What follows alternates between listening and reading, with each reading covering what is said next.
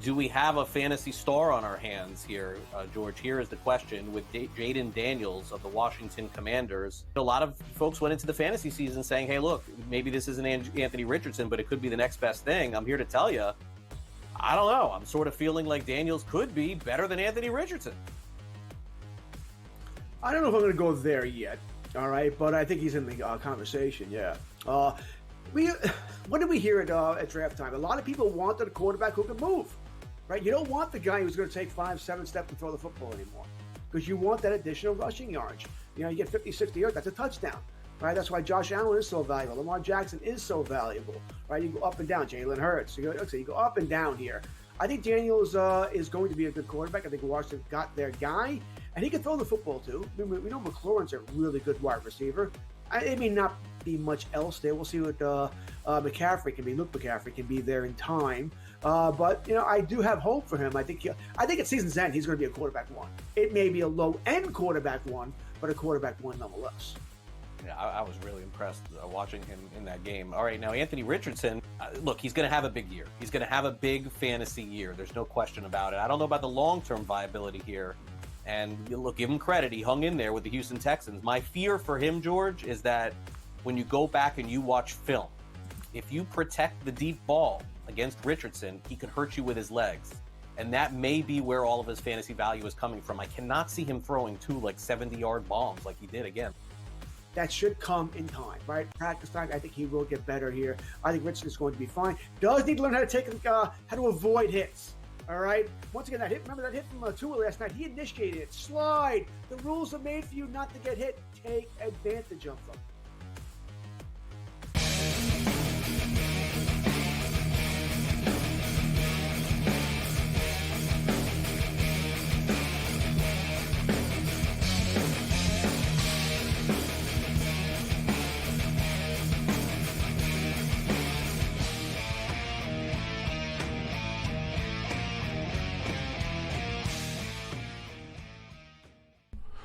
Let's roll. This is SportsRage. I am Gabriel Morency. The pitch, the players, the hustlers, the people, the bustlers, and everybody else in between. Let's do this thing. The Friday Night Freak Show has begun, and we've got a monster weekend of college football. We've got a massive weekend of NFL football, and the Giants celebration in Los Angeles, California continues. The Dodgers had their parade earlier in the day. We're going through baseball withdrawals a little bit just because it was so fun to be betting on a daily basis, but we're getting into the groove. And Ashton Jeanty has been in the groove all season long for the Boise State Broncos. He's been one of the Heisman Trophy favorites and front runners for the past month or so, on pace to rush for over 2,000 yards this year for the Boise State Broncos. Tonight was a nationally televised opportunity for him to sort of, showcase his skills and put some numbers up, as the Boise State Broncos are 24-point favorites tonight against SDSU, the Aztecs.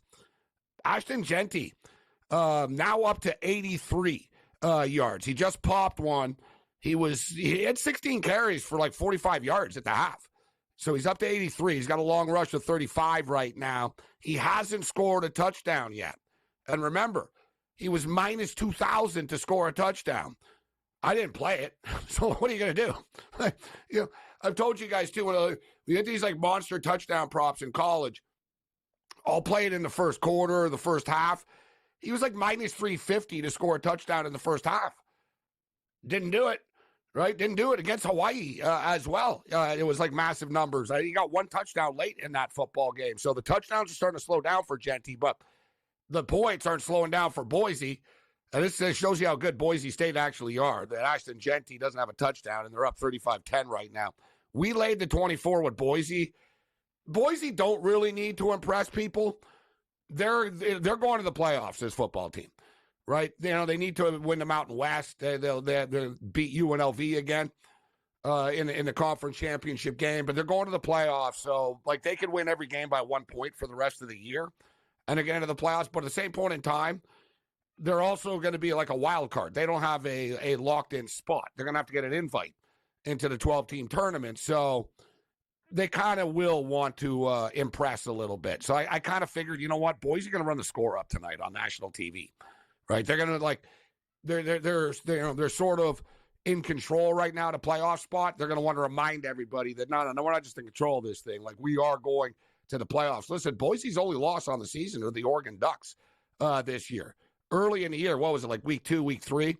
And, man, it was a close football game. I remember it was super close. It was a 3-point game. Well, because the Ducks came back. Like, the Ducks nearly got knocked off. And, in fact, Boise have given the Ducks the toughest game besides the Ohio State game, right, which was a back-and-forth crazy football game. So, speaking of which, the Ducks play the Michigan Wolverines tomorrow in Ann Arbor. Hasn't been a great year for the Michigan Wolverines, but the elation of the championship from last year is still carried over. And, in fact, just breaking news, just from about half an hour ago, Michigan just flipped like one of the best defensive backs in the country who was locked in to play with the Georgia Bulldogs, from the kid's from Georgia. So I don't know. I would say, you know what, the kid wants to play for the Michigan Wolverines, but let's be real. So what just happened? Like, why did he flip? Did he, my guess is he probably found out that, you know what, there's probably like 6 other stud DBs that are going to Georgia. And my other guess is that somebody in the Michigan NIL collective stepped up and said, you know what, we're going to pay this kid, and he's going to change his mind. He's going to go to Michigan. So the Michigan Wolverines get the Ducks tomorrow. Look forward to Coach Bowden's take on this football game. Michigan kind of playing with house money, right? A little bit. There's the pressure on Michigan is kind of over. The pressure on Michigan was before the Texas game. Right? Like, before the Washington game. Can you guys sustain this? Can you play? Can you go to the playoffs? Can you find a way to win games even though your offense sucks? And the answer was no. They couldn't. Right? So they couldn't. Now they're up to 3 losses, but it's not the end of the world, actually, 3. Like I said, they won the championship. As a fan, if they go 9-3, I'd be like spectacularly happy because I bet over 8.5. But dude, they got Indiana. They got Ohio State still. They got the Oregon Ducks tomorrow. So they're getting 14.5 points. We'll break that game down. Penn State at Ohio State. We basically have Chad versus Karen here. Like, can you have like 2 more annoying coaches than like Ryan Karen Day? And then you got James Franklin, who, like, does anybody like James Franklin? Hell, Penn State fans don't even like James Franklin, and he wins all the time for them. And even they don't like him. Nobody likes James Franklin. So it's like one of these, both coaches, like, ugh. You know what I mean? To me, it's like the Ugg Bowl. Like, oh, God. But it's a massive football game. And I actually think that Franklin is finally going to win a big football game. And I think the hot seat is going to start to get hotter on Coach Ryan Day in Columbus if they lose this football game. But the best team that money could buy, this is the problem. And I've been telling people this for years. It didn't work for Texas A&M years ago when they tried this, and now Ohio State are going down this route. You signed a bunch of free agents, essentially. Like, it's like a pro team. So you signed a bunch of free agents, you threw them together, except they're only going to be together for a year. Like Junkin's a good example, the running back from Mississippi. And I'm not singling him out or anything like that as being a bad person or a bad kid, but Junkins is at Mississippi. He doesn't care about, like, it's not in his blood that, I want to beat the Michigan Wolverines and I hate Penn State. No. He went to Ohio State because they paid him $2 million. So he doesn't, you know what I mean? He doesn't have it's not in their DNA in the same way. Like when you have, like, what, God forbid, what Dabo Swinney has done. And, well, oh, no, look at that. Dabo's team isn't terrible. And I love what Dabo said. He goes, no, I don't need to do the NIL transfer. He goes, I got a top 10 recruiting class every year. It's my job to coach them. I don't need to bring in other players. Oh, no, you got to adapt. You got to adapt. All right, let's see what happens to Ohio State adapting by trying to buy. You're telling me Ohio State, you didn't have a quarterback in your pipeline that was better than Will Howard? Hey, like, really, Ohio State, you guys are getting, like, let's get the K-State quarterback. That'll put us over the top. Nothing against Will Howard. I'm just telling you. But I think that Penn State, you look at Penn State are a homegrown team, right? They're not bringing in dudes from all over the place. They recruit dudes, and they try to win with them. We'll see if Franklin can finally win a big game. I think he can tomorrow. So we'll break that down. I'm really fired up. We got a great weekend of college football. And speaking of Texas A&M, Mike Elko's doing a great job with the Aggies, the only undefeated team in the SEC. A lot of people think this is like sort of upset alert on the road here in Columbia against South Carolina. We've seen the Gamecocks step up with big wins in the past in this spot, beating the Clemson Tigers, beating the Tennessee Volunteers. But they also had Spencer Rattler then when they won those football games. I don't think A&M are poised for a letdown. I think A&M are on the warpath actually right now. And I think we as fans and we as bettors and we in the media will often try to play psychiatrists. Oh, they're thinking this and they're not. It could be a look ahead, and they're thinking about that and they're thinking about this. Dude, when it's all said and done, the Texas A&M Aggies defensive line ain't thinking about anything besides smashing your face in. All right? That's what they do. They smash your freaking face in. All right? So we're fired up. Big weekend of NFL. We've got some really cool games this weekend. The Detroit Lions and the Green Bay Packers going head-to-head. In which I think is the game of the week. The Sunday nighter, the Colts and the Vikings is an intriguing game with Joe Flacco at quarterback right now. We got some NBA action that we'll track. It's Bowden blitz time because we're like Wink Martindale. We're blitzing tonight. Let's roll.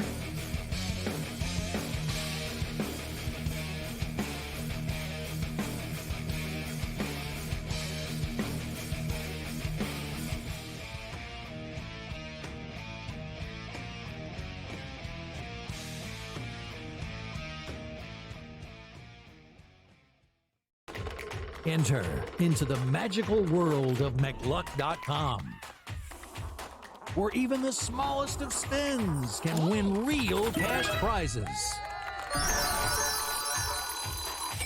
Adventure into over 1,000 of the best Vegas-style slot games. So what are you waiting for?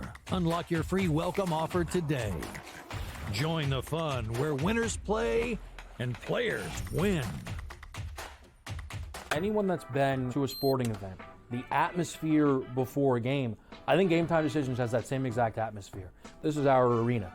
This is what we do. There is going to be an energy to Game Time Decisions that you will feel night in and night out. The excitement you get when you lock your bets in, when you're figuring out what you want to do, we can zone in on the biggest games each night. I want this to be the place that people come to before the games start so they feel as ready as possible to lock in their cards. We are going to hit every single one of those markets that you need to know about. We're going to go through every single thing, and I've got a great team behind me that's going to help me get the job done. There is not going to be a better place, I promise you, than Game Time Decisions to get that new information, react to it, and be able to then bet accordingly. We will have everything at our disposal, and we will use that to our advantage. I'm Kevin Walsh. Tune into Game Time Decisions from 6 to 8 p.m. Eastern on SportsGrid. Your gut says Miami is going to win, and you should take the over. Your gut also said your NFT selfies would only go up in value. They didn't.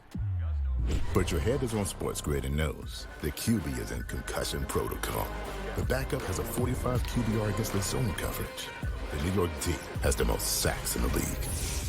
So yeah, trust your head. It's smarter to be on SportsGrid. Right here with you on Pro Football Today on SportsGrid. Odds in motion, trying to see what lines have moved throughout the week. Never felt more comfortable in this set than I do for this year. I am ready. I'm just getting angry. The hot takes are going to be here all long, people. What in the world is going on in Miami, Tom? It's not particularly anything to shy away from just because many people are on top of it. Hot take, hot take. I think this line is asking you once again to take New Orleans. Pro Football Today, only on SportsGrid.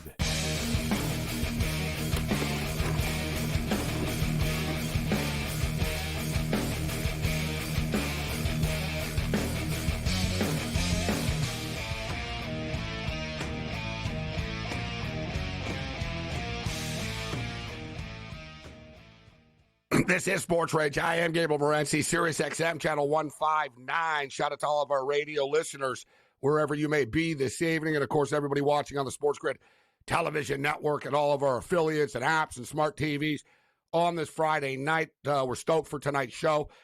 It's such a great weekend of football. We've got massive slate of college football. NFL football card is really, really attractive this week. CFL football, we're into the playoffs in the CFL. Let's do it about and blitz. I always look forward to this segment. I missed you last week, Coach. And word of no lie, I put my hand on a Bible. I was actually at the Dodgers-Yankees game 1 of the World Series. And right around our weekly hit, I looked at the time and I was like, I had a drink in my hand. And I said, man, I missed the coach tonight. I was drinking at the game. I was watching the baseball. I said, I look forward to getting back, speak to the coach next week. I'll let you off, but next week you're going to have to get me in Oxford because I've covered the Mississippi, Georgia game, and we'll do it from a remote site next week. That's awesome stuff, Coach. So it's great to catch up with you. So Ashton Genty, hell of a running back. You and I have talked about him. He's putting up Barry Sanders type numbers with Boise State this year. Yet the last couple of games, the numbers have slowed down a little bit, but you see Boise State are not slowing down at all, Coach. So talk to me about the Ashton Genty effect and how this is affecting Boise State's offense and opening up, because some people are like, oh, he's not putting up the big numbers right now, but he's having almost a bigger impact on the game now, isn't he? Because he's opening things up for everybody else. Gabe, you got it perfectly. There's Ashton Genty, and there's an Ashton Genty effect. And when the linebackers step up into the line of scrimmage and the safety's eyes are on the running back and everybody is chasing him into the flat, they throw for 261 yards and 4 touchdowns to other people. The effect of him being so dangerous and the entire defense being preparing for him all week, yeah, they've held him to what he's getting right now. What, he's got a 31 or 30 yards or so? But he's allowed to open up the passing game. So dangerous running back. I think he'll come back. But what will happen next game, if this doesn't change, you'll see the next team making sure they back up a little bit for those receivers. And, Coach, right on cue, he's just scored a touchdown. He just scored. He's up to now. He popped one for 35 about 2 minutes ago. He had a 35-yard run. And now he just scored his first touchdown. So 21 carries, up to 94 yards right now. Boys, the Aztecs got chewed out at halftime for not covering the pass. So that's the effect. And now they run on you. Be right. And you know what?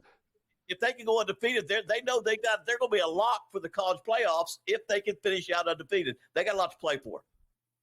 No, I'll tell you what, Coach. Yeah, they're one loss on the season, early in the season to the Ducks, and I think they're underrated, actually, Boise, in the rankings.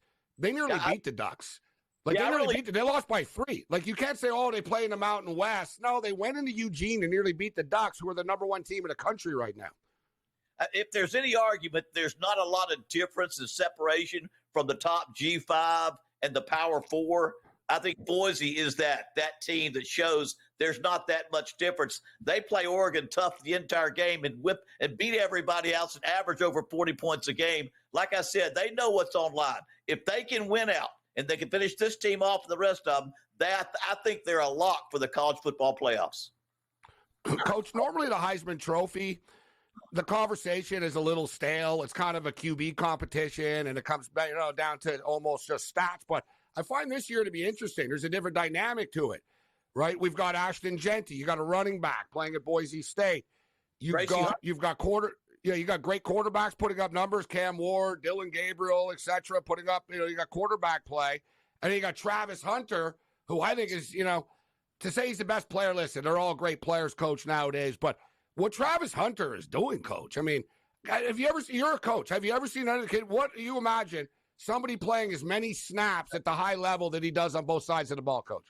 Well, my father, I didn't have one like that, but my father had one named Deion Sanders who could do it about the same. But he could play in a World Series game on the same day. In the track meet too for Florida State. But anyway, going back to Travis Hunter, I think he has done something very few can do, is put up big numbers on both sides of the ball. Sometimes when Colorado doesn't win enough games, they don't get into the conversation. Whereas Ashton Genty can get into the playoffs. That'll go help a lot. Because not only do you have to have the numbers, but I think you've got to get into the playoffs or be a big thing. Everybody's got to watch you towards the end.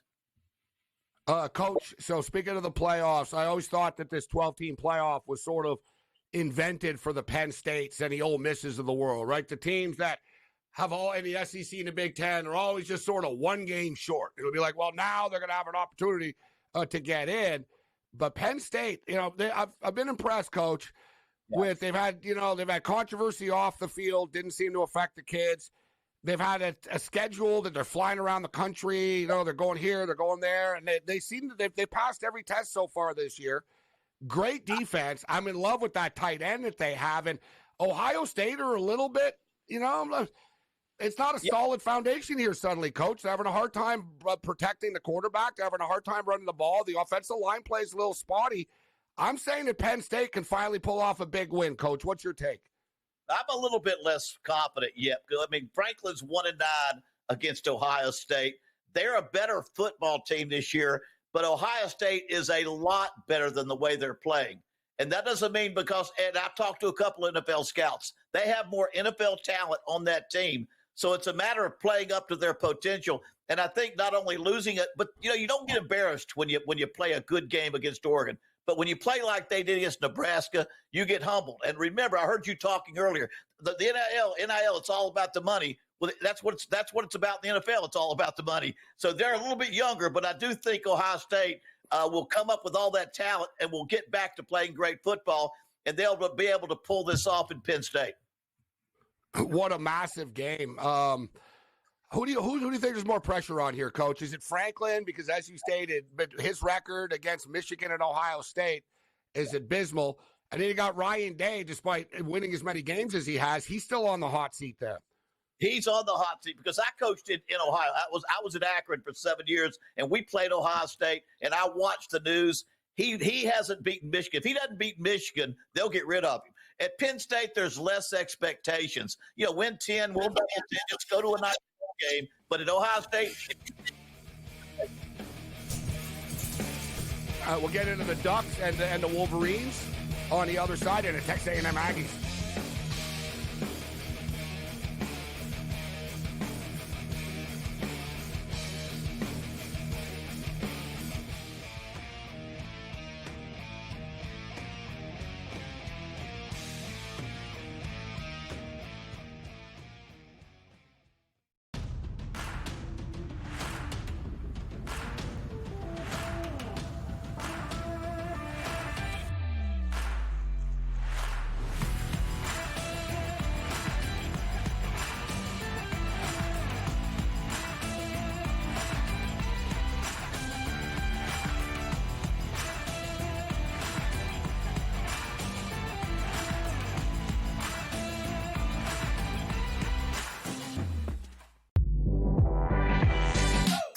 Fixed that hitch.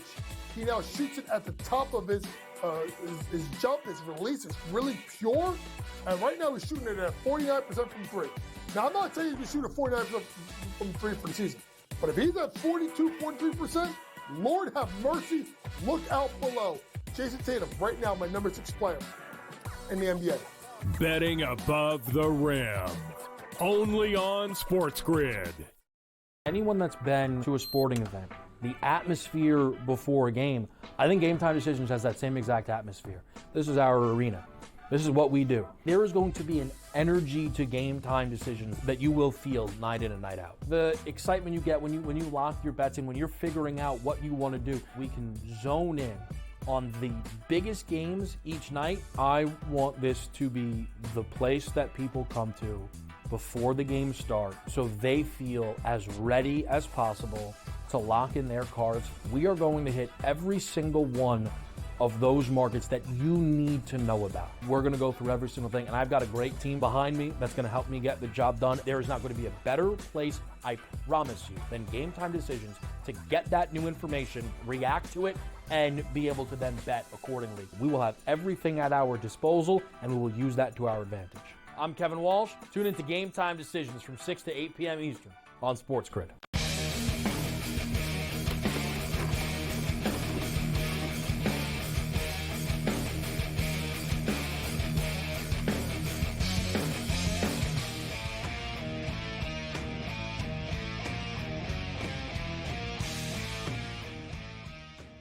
This is SportsRage. I am Gabriel Morency.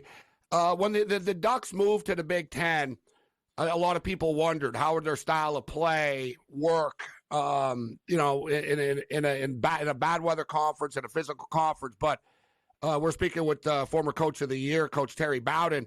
Dan Lanning's an SEC guy. Dan Lanning is came from the Georgia Bulldogs. He's a defensive guy. And the Oregon Ducks play defense. They got mean dudes on that defensive line, man. And they got speed on offense. And I love their offense, Coach. They keep it simple. right? Yeah. Quick hits, bubble screens, quick hits, get the ball into our speed guys' hands. They always have fast kids from LA. They've always recruited in Cali well. And then, boom, they just sort of rack up those 8 and 10-yard plays. Dylan Gabriel's a great sort of West Coast quick hits quarterback. I'm a Michigan fan, Coach. I think it's a big loss that we don't have Will Johnson. They're one of the best DBs in the country. How do you disrupt this short, quick hit Dylan Gabriel passing attack? It's so hard to get to him because he gets rid of the ball so quickly, Coach.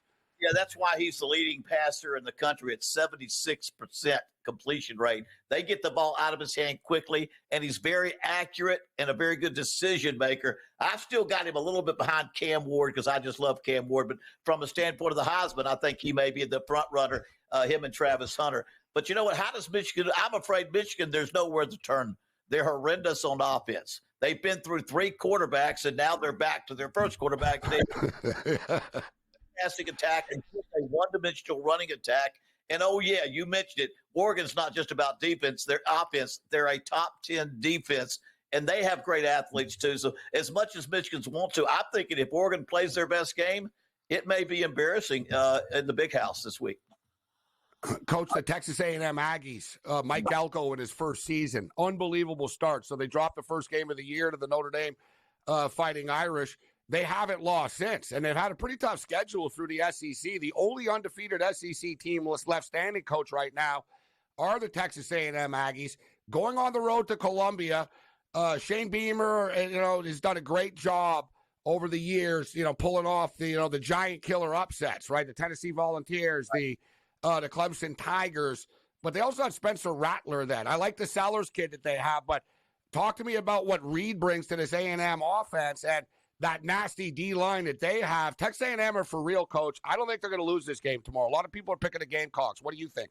No, I'm not doing that. Texas A&M all the way in this one. And South Carolina is they knock off big time people here and there, but this one I think Texas A&M has too much going to them. They have chemistry. They have that something down inside that they just believe they're going to win. And they've got a cute little quarterback controversy. Marcel Reed is a runner who can throw some, and Connor Wigman is a thrower who cannot run very much. The key is not to have a controversy, but to play them both at the right time. And if they need to start Marcel Reed as their number one and keep Connor Wigman in the bullpen, but have them both ready because it's 2 different styles of offense. The good thing is that their defense is so strong, it's going to shut down South Carolina, make them one-dimensional and not able to score enough to keep up. Texas A&M win. It won't be a high-scoring game, but Texas A&M will win because of their strong defense, their strong pass rush, and South Carolina has given up 28 sacks. They're third most sacks in the country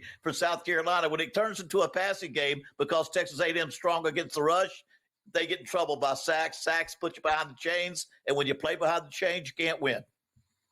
Coach, there seems to be a theme when you're a head coach in the SEC. There's going to be pressure on you. Yeah. And there's a couple of hot spots, and you know all about it. Auburn, Alabama, and Florida. Florida and Gainesville, they have high expectations, Coach. As you know, Billy Napier, the boosters have had his back over the years, but the patience is running a little thin, and their schedule is a killer after this. They still have to play LSU. They still have to play Ole Miss. Their schedule is really hard. They get Georgia here in the world's biggest outdoor cocktail party here, Coach.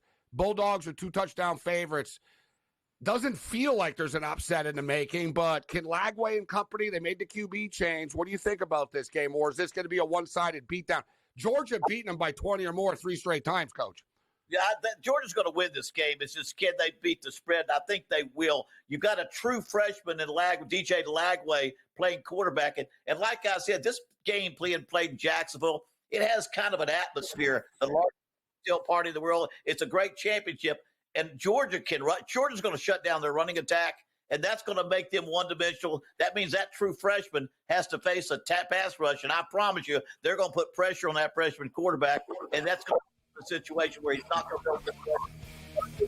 The Bowden Blitz. Coach Terry Bowden. Enjoy the games, Coach. Always a pleasure.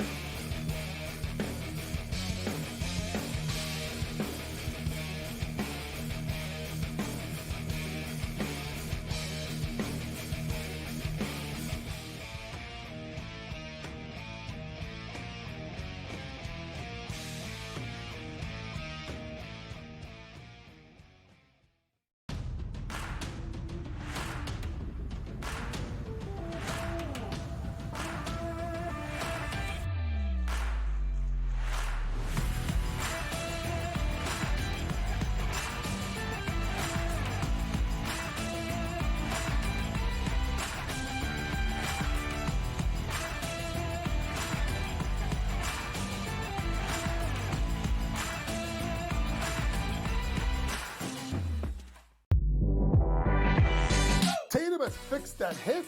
He now shoots it at the top of his jump, his release is really pure. And right now he's shooting it at 49% from three. Now, I'm not saying he's going to shoot at 49% from three for the season. But if he's at 42, 43%, Lord have mercy, look out below. Jason Tatum, right now, my number 6 player in the NBA. Betting above the rim. Only on SportsGrid. Anyone that's been to a sporting event, the atmosphere before a game, I think Game Time Decisions has that same exact atmosphere. This is our arena.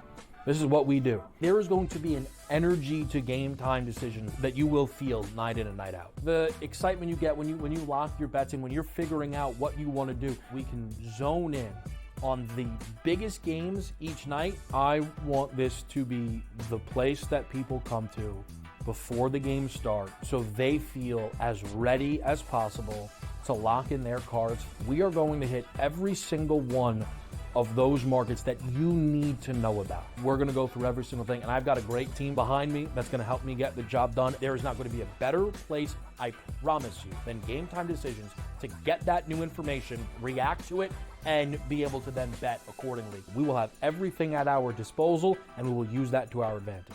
I'm Kevin Walsh. Tune into Game Time Decisions from 6 to 8 p.m. Eastern on SportsGrid.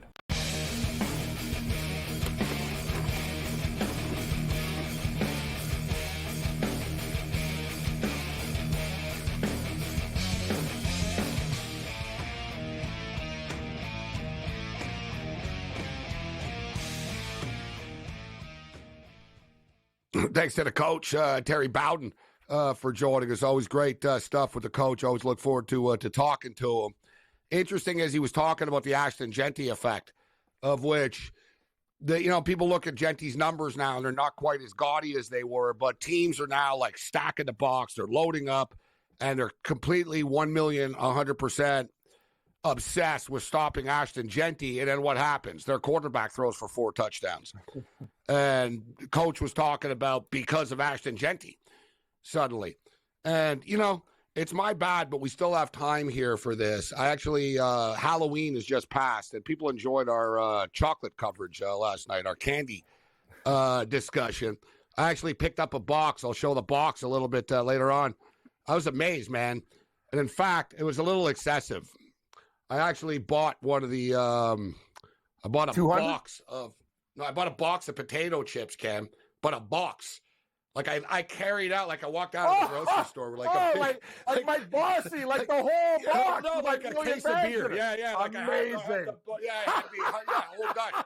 And a box. People are looking at me. I'm walking out in a big grocery bag and a box of chips on one shoulder. I'm walking out. I love it. There's 24 mini bags, Cam, like the Halloween mini bag. And you know what? Another veteran move, as I know, I find chips, bro, they don't stay fresh long, Cam. They're almost like soda. Don't. Once you open that bag, bro, I like them crispy. So, now I realize I've been doing it even before Halloween. I've been buying like the packs of like like 24 or 12 sort of small little mini lunch, little one, and they're always fresh. So, you know what I mean? Because I always open up a bag and then I never eat them and I throw out the rest of them because I'm like, they're not crispy enough anymore. It's a veteran move. My dad taught me that move as a child. I actually went to his place, Gabe, before he had hip surgery. I'm like, you got a Doritos box there? He goes, yeah, I got, I think they had 12 or 24 mini bags. He's the same way. He goes, once you open them up, then you keep them on the shelf, they get stale. Classic veteran move. I suggest it for everyone. I like the box trend. That's the best. That's a good thing about Pringles. Yes, they're rolling out with beers and you're rolling out with potato chips. I got a big box. Yeah. Thinking too, I was like, it was big. Yeah, it looks big. I'm like, man, I actually thought, is there a better way to package this than this big box? Amazing. But, so yeah, we're ready to go. But speaking of the Halloween stuff and Ashton Genty, and we'll send this in to our crew here. They'll get this up for us. It was college football Halloween ideas. It was great stuff. And I don't know if you noticed this, Cam. I don't know. You probably have to I'll show you with the picture. You will. Ashton Genty stands like Michael Myers. But this isn't a Halloween take. Yeah. Like people have everyone caught on to this before, and everyone would love it. We're like, do you notice that this guy stands like Michael Myers, bro? He stands in the backfield, like Michael Myers. He stands like in a still position, like a killer, and he doesn't move. And he also does like the little head thing to the side sometimes. Yeah. Like he knows it. Like it's almost like a thing with him now, where he's like, yeah, I'm Michael Myers, and like his pose is just freaking gold. And we've got it actually. We got the Halloween. Outfit actually that we'll get up. We'll get this going in the next segment. Who does he remind you of when he runs? Like just what like in when he's striding? Austin Genty. Yeah, he reminds me Barry of Sanders. A little Barry Sanders and a little Chris Johnson. Remember Chris Johnson, East Carolina, Tennessee Titan, like that. He's got that kind of, I don't know what it is, how to describe it. I love the style. It's random call that you bring up Chris Johnson. Mm-hmm. I think, though, that I would say Johnson off the top of my head, it wasn't as thick as Genty. Correct. Like Johnson was more of a speed guy. Mm-hmm. Genty's not that big. It's strange. Like he's kind of one of those, like he's like a little, you know who Genty reminds me of in an NFL? Barry Sanders is lofty. Mm-hmm. Obviously, I'm not saying he's Barry Sanders, but the fact is he's putting up the same numbers Barry Sanders did, just saying. But I think a modern NFL back that he reminds me of actually is David Montgomery of the Detroit Lions. And I think David Montgomery is an underrated back. This guy's a touchdown machine. And Montgomery's not that big either. Like he looks big, like with his pads on. I saw like Montgomery standing next to Dan Campbell in street clothes the other day, and I was like, wow, he looks like a kid next to Dan. But Dan Campbell's a big dude. He's a monster. Dan Campbell's like 6'6", like 260. Like Dan Campbell's built, bro. Like Dan Campbell's built like a WWE wrestler is. Like he's a big dude. But yeah, I think Genty. I'm looking it up right now. I think Genty's like 5'11", which means he's probably, they say he's 5'11", he probably means he's 5'10", right? 5'9.5". He's not like, so they got him listed at 5'9". And we all know in college, if they list you 5'9", you're probably 5'8". But he's not 5'8". He doesn't look that short. But how about this, Cam? He's 215 pounds. Yeah. Like I said, he's a bowling ball type of dude. Like he'll run you over. But he's kind of small enough that he's got these weird little like spin moves, and he's very agile, but he's like thick. He's a like short little, but that's good. He's low to the ground. And the other famous thing is too, Cam, he's hard to see, right? When you're 5'9" coming out of the backfield, bro, and you got a bunch of 6'5" offensive linemen, like it sounds cliche to say that, but it's true. Like the lineman can't see him. Like, so he pops out. Like you don't really see him until he's right in front of you and he pops out there. Height is a big deal. Marshall Faulk taught me that. I remember when Baker Mayfield, Cam, was struggling with the Browns earlier, and Marshall looked at me and he goes, "They want this kid to fail." And I said, "Why?" He goes, "Look at him. He's 6 feet barely," and he goes, "Look at his wide receivers. They're all like short dudes." And it was it's little things like that he's talked about. He goes, "When you got a short quarterback, you need tall wide receivers," and he said because the short quarterback can't see over the defensive lineman well. Right, you're only 6 feet, Cam. You got all these D linemen are 6'5" and stuff. They putting their arms up 7 feet in the air. So if you're a QB, you have to look. You can't see through people. So you want a nice guy like Keon Coleman, bro. A nice 6'3", 6'4". He's got his hands up. You know what I mean? You can see his helmet over everybody. It's like, oh, yeah, there he is, right? Well, Mike Evans did.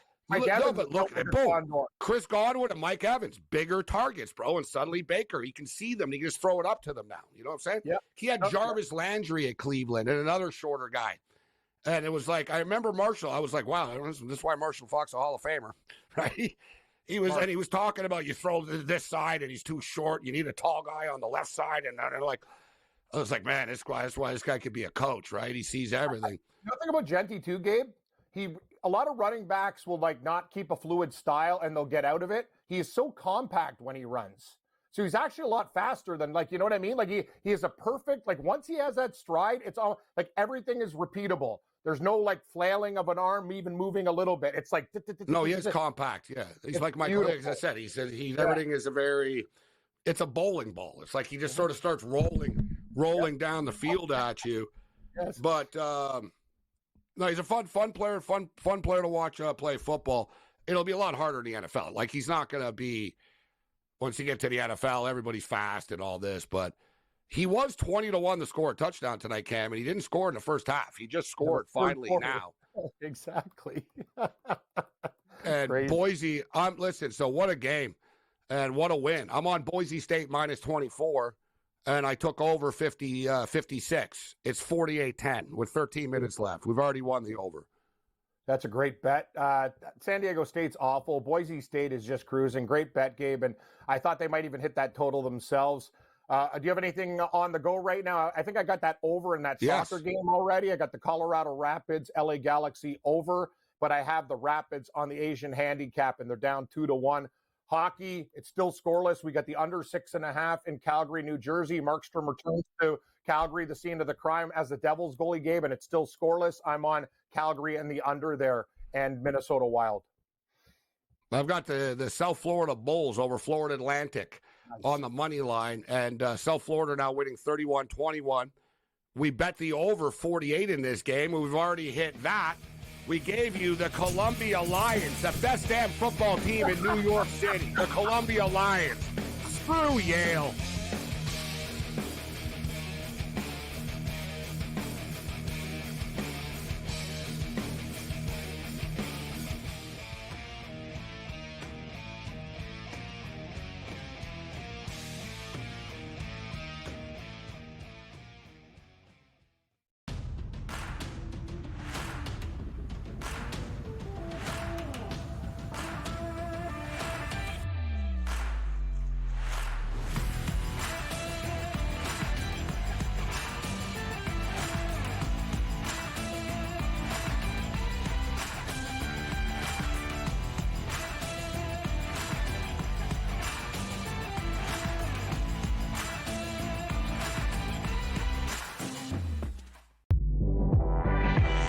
Tatum has fixed that hitch.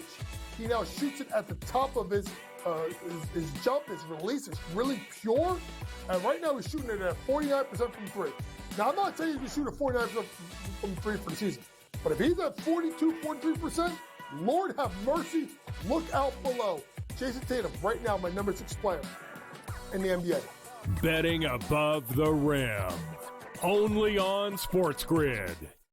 Anyone that's been to a sporting event, the atmosphere before a game, I think Game Time Decisions has that same exact atmosphere. This is our arena. This is what we do. There is going to be an energy to Game Time Decisions that you will feel night in and night out. The excitement you get when you lock your bets in, when you're figuring out what you want to do, we can zone in on the biggest games each night. I want this to be the place that people come to before the games start so they feel as ready as possible to lock in their cards. We are going to hit every single one of those markets that you need to know about. We're going to go through every single thing, and I've got a great team behind me that's going to help me get the job done. There is not going to be a better place, I promise you, than Game Time Decisions to get that new information, react to it, and be able to then bet accordingly. We will have everything at our disposal, and we will use that to our advantage. I'm Kevin Walsh. Tune into Game Time Decisions from 6 to 8 p.m. Eastern on SportsGrid.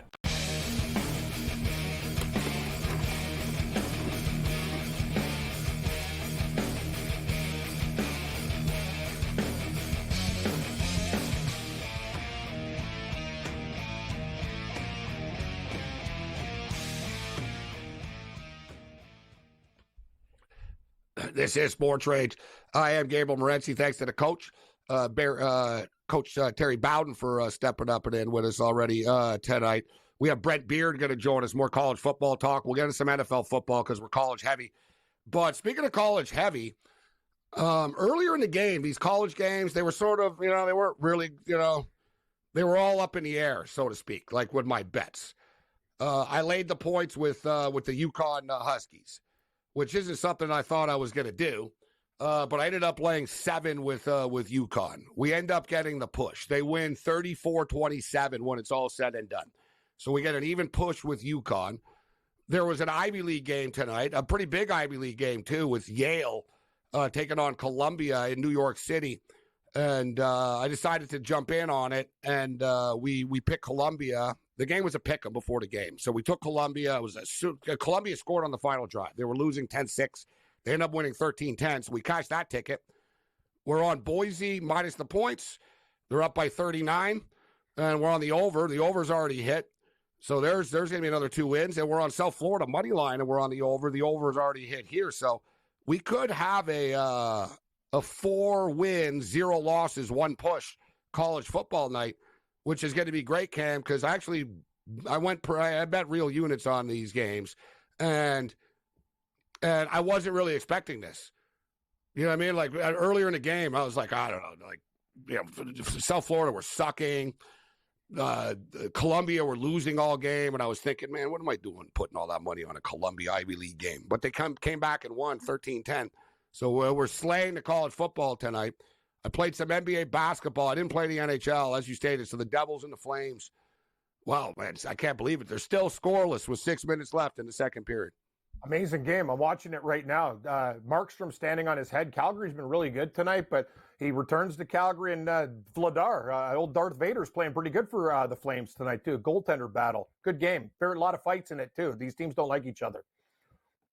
I got to get these picks over to our boy Greg in Master Control so we can get the Halloween picture up of Ashton Genty, which is just too good. The Ashton Genty, Michael Myers, and Ryan Day. Well, listen, Ryan Day, if you want to dress up as Ryan Day for Halloween, you just dress up as a woman named Karen. And there's your Halloween costume. Ryan Day, I've never seen a guy like, he looks like he's always like rolling out of a ditch. Like his bags are like every time. Yeah, he's got serious. That's what life is. Ohio State coach does, Cam. When you don't beat Michigan, that guy, like you said, he's got bags under his bags. Like he looks like, dude. He looks like he's on on trial for murder or something. Like he's like, like it's like this isn't going well. Like for a guy that makes $12 million a year or whatever, he doesn't look very happy. No, he doesn't. He always looks beat down. If he wasn't such a jerk, I'd feel sorry for him because I don't even think this guy enjoys a meal. Probably, like you could tell he's constantly rattled. He's probably always watching the press. What are they saying? What this, that? Oh, this. Like, yeah, but you know what? Michigan, we're in a lot of trouble. We've beaten them 3 years in a row, bro, and we were pretty cocky about it. We're not that good this year. Like this, they're gonna be out for blood. If we beat them this year, like Bowden, me and Bowden briefly brought it up. Like we were talking about the pressure that he was on, and he even said, he goes, Gabe, if he loses to Michigan this year, they will fire him, like point blank. Like if he loses to a bad Michigan team, he's done. Oh, for sure. I got to tell you, Gabe, I watched when Ranieri and I were on. The Nebraska Cornhuskers moved it up and down the field on those guys. They had horrible calls go against them. Ohio State had 2 big plays in that game. Like, not impressed at all. Not impressed. Now you got to go to Happy Valley and play Penn State. Should be a great game. I got to tell you, though, Ohio State's kind of doing it with smoke and mirrors. They haven't looked that strong to me. That's my opinion. Well, the point spread's down to 3. For the record, Coach Terry Bowden picks Ohio State to win the game. I'm going with Penn State. They never beat them. I mean, James Franklin I think he's 1-6 against them. And I think combined, what's Franklin against Michigan? I can look it up here. I think he's 2-14. Wow. So 1-9. And what is it, Greg? If you know, let me see. The Franklin versus Michigan and Ohio State. Because I tell you what, Michigan owned Penn State's ass too. That's true. Like Michigan always beat Penn State. I mean, it's like 2-14. James Franklin record against top 10 teams. Yeah, thank you. 4-16. That's not good. So 20 times Franklin has played Michigan or Ohio State, and he's only won 4 of them. Like, and Ohio State are really good, but I almost feel like you got to win this one. They have their quarterback. They got the injury at the quarterback. I don't know what the starting situation is going to be like there. It's all about the defense. Can Penn State's defense slow down Ohio State, which I think they can? It's down. I wish we were getting more than 3, but I don't think Ohio State are all that. I think Ohio State are vulnerable on the road, too. Right? They lost. They could have won the Oregon game, but this is going to be a real, zoo here in the morning at Penn State. I'm going to go with the Penn State Nittany Lions plus the 3. I am, too. I wish we got that hook again. Gabe should have bet it earlier, but as I said and you said, I have not been impressed with Ohio State, even in a couple of home games, and that's going to be a very difficult environment to play at Happy Valley. I think Penn State. No, you said it though, Franklin. You got to show up in these games, buddy. Like you want to. If you lose this game, think about how the Penn State people are feeling. Like this is a very winnable game for the Nittany Lions. I like them too. Well, Ohio State are really good. They are good. Let's not. I mean, they're Ohio State are. They're one of the top teams in the country, but I think Penn State are too, and Penn State have been right. Penn State have been right there. They always lose to Ohio State or Michigan. The playoffs have been expanded essentially for Penn State and Ole Miss and these sort of teams, the LSUs of the world, the teams that are like always right on the bubble and always just miss out. But one thing I'll say about this game, it's massive for Ohio State because they lost to the Ducks, right? So that's the one thing with the college football playoff. The stakes aren't quite as high for these games anymore. But in past years, guys, this game would be like, all right, the loser's screwed and they're out. Now it's not that case because it's like, wow, they got to find 12 teams to get in, and they're going to take multiple teams from the Big Ten. So it's a big game, but it's bigger for Penn State.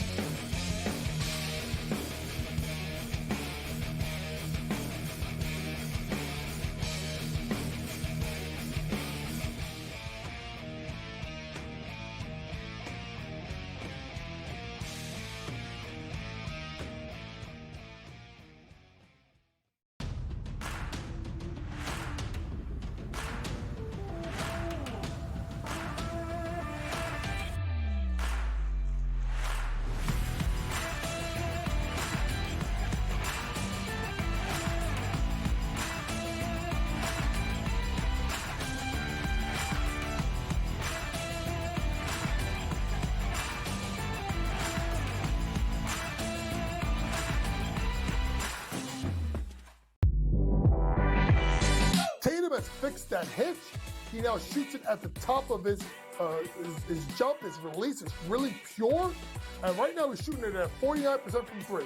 Now, I'm not saying he's going to shoot at 49% from three for the season. But if he's at 42, 43%, Lord have mercy, look out below. Jason Tatum, right now, my number 6 player in the NBA. Betting above the rim. Only on SportsGrid. Anyone that's been to a sporting event, the atmosphere before a game, I think Game Time Decisions has that same exact atmosphere. This is our arena. This is what we do. There is going to be an energy to Game Time Decisions that you will feel night in and night out. The excitement you get when you lock your bets in, when you're figuring out what you want to do, we can zone in on the biggest games each night. I want this to be the place that people come to before the games start so they feel as ready as possible to lock in their cards. We are going to hit every single one of those markets that you need to know about. We're going to go through every single thing, and I've got a great team behind me that's going to help me get the job done. There is not going to be a better place, I promise you, than Game Time Decisions to get that new information, react to it, and be able to then bet accordingly. We will have everything at our disposal, and we will use that to our advantage. I'm Kevin Walsh. Tune into Game Time Decisions from 6 to 8 p.m. Eastern on SportsGrid.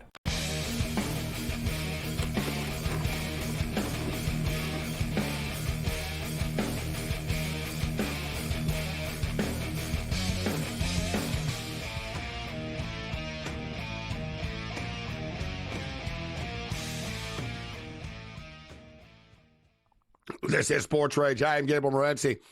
Countdown to kickoff is on. We've got some massive games in the morning in college football. And last week, it was a pretty dull NFL card. I was at the game last week in Buffalo, and Seattle. And I remember looking, and I was like, all right, what am I going to miss? Because I'm going to be on the road all day. What games are there? And there really wasn't anything. It was a pretty dull card last week. This week is a pretty flashy card, though. Got some really cool games in the NFL this week. So I brought this up earlier with the coach, and it is now confirmed that Will Johnson will be out for the Michigan Wolverines in this game, which really, really hurts them because Oregon are so good at their quick control passing attack. It'd be really nice to have a great DB to sort of jam them up at the line, but he's going to miss another game. Michigan are getting 14.5 points in this football game. And NBA basketball tonight. I don't know how the hell the Raptors came back and covered the spread against the Lakers, but they did. The Lakers were up 43-19 after the first quarter of play. And they were smashing them. Like, it was an embarrassment. They were down by like 26. I don't know what the high peak was. I think 24, 25, 26. But the Raptors, 1-5 now on the season, but the Raptors have been covering numbers because they're getting a lot of points. But we smoked this one, Cam. I didn't bet the Raptors. I thought about it. I figured it would sort of go like this. I was like, you know what? They'll probably lose, but they could cover to get into 9.5. But I knew that the Raptors would not be able to stop Anthony Davis. And this JJ Redick, and the second thing is, I know this being a Raptor fan, LeBron James owns Toronto. And in fact, he even posted a picture of himself walking into the arena saying, LeBronto is in the building. LeBronto. Yeah, LeBronto. That's pretty good. I like that. But he did it himself. He wore the scream mask. He walked in today with the scream mask, and he said, amazing. LeBronto is in the building. And well, we all know this. Like, he's terrorized me. Like, this LeBron, like, reduced me to tears before, like, in the playoffs years ago. Like, the Raptors were good, and every year, man, no matter what, it was like, oh, God, they got to play the Cavs again, right? And they couldn't avoid it. It was like the Bills and the Patriots. It was really annoying. I swear to God, LeBron left the Cavaliers, and the Raptors won the next year. Yep. Like, yeah, they got Kawhi Leonard, but I swear they would have won anyways. Like, it was like LeBron was just in their freaking way. But LeBron goes off for 27, but we gave you guys, we posted it. Anthony Davis over 27.5 points. He dropped 38 on them. And we gave you R.J. Barrett over 1.5 3-point shots made. R.J. Barrett hit threes tonight. He finished with 33 points tonight, R.J. Barrett. Grady Dick is another one for you prop players out there. It's time to start whatever you say with this kid's last name, there's a problem. So. Yeah. I gotta watch my. I don't want to walk into a bad pun. I was gonna say you got to jump on and I was like, I don't want to say that. I was gonna say, you got to jump on the dick props. Yeah. You got to jump on the dick props. Yeah, jump on those dick props. There's no easy way to say it. Bet Casey Dick. You got it. That's amazing. Yeah, but I'm telling you, so this kid. His prop tonight, guys, it's checking in at like 16.5, 17.5 now. He's good, this player. He's a good player. I knew he was going to be good. He's a goofy-looking kid. He's a goof off the court and stuff, like with his personality. He's a fun kid. He likes to have fun. But he's got an edge to him. He's won a national championship with the Kansas Jayhawks. So he's got an edge to him, this kid. And now with Scotty Barnes out for the next 3-4 weeks for the Raptors, they got to get shots from somewhere. So Grady Dick had 26 shots tonight from the field. He hit 13 of them. Shot 50% from the field, guys. 5 of 11 from 3. His prop was 17.5. He dropped 31 tonight. But R.J. Barrett's another one, guys, for you prop players out there. He's really, really, like, R.J. Barrett's really balling offensively. So, like I said, 33 points, 14 to 22 from the field, 3 for 5 from three-point land. I bet him over 1.5 3-point shots made. He's been taking 6 threes a game, guys. So it's all about the volume, right? When you bet these props, when you bet a 3-point shot prop, it's like, all right, how many shots is the dude going to get? We told you about Jordan Poole flying under the radar. Jordan Poole's hit 4 or more 3-point shots in every game that he's played this year. And R.J. Barrett was 1.5 3-point shots tonight. He goes 3 for 5, free money, cash it. Crush the props in the association tonight. We got Brett Beard on the other side. Let's talk some SEC football.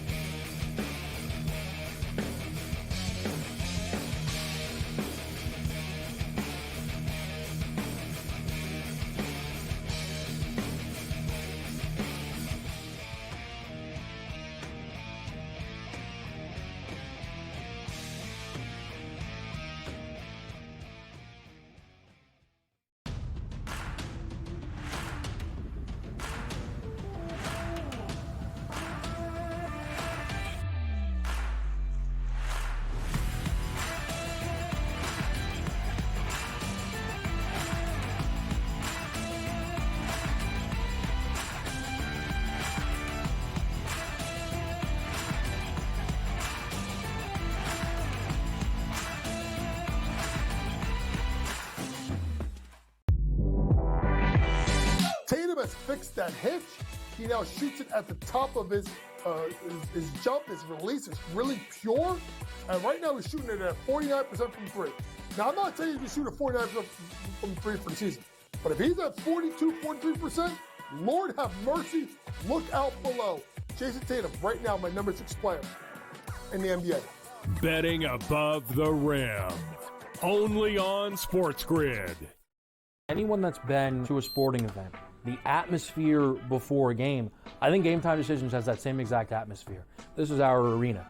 This is what we do. There is going to be an energy to Game Time Decisions that you will feel night in and night out. The excitement you get when you lock your bets in, when you're figuring out what you want to do, we can zone in on the biggest games each night. I want this to be the place that people come to before the games start so they feel as ready as possible to lock in their cards. We are going to hit every single one of those markets that you need to know about. We're going to go through every single thing, and I've got a great team behind me that's going to help me get the job done. There is not going to be a better place, I promise you, than Game Time Decisions to get that new information, react to it, and be able to then bet accordingly. We will have everything at our disposal, and we will use that to our advantage. I'm Kevin Walsh. Tune into Game Time Decisions from 6 to 8 p.m. Eastern on SportsGrid.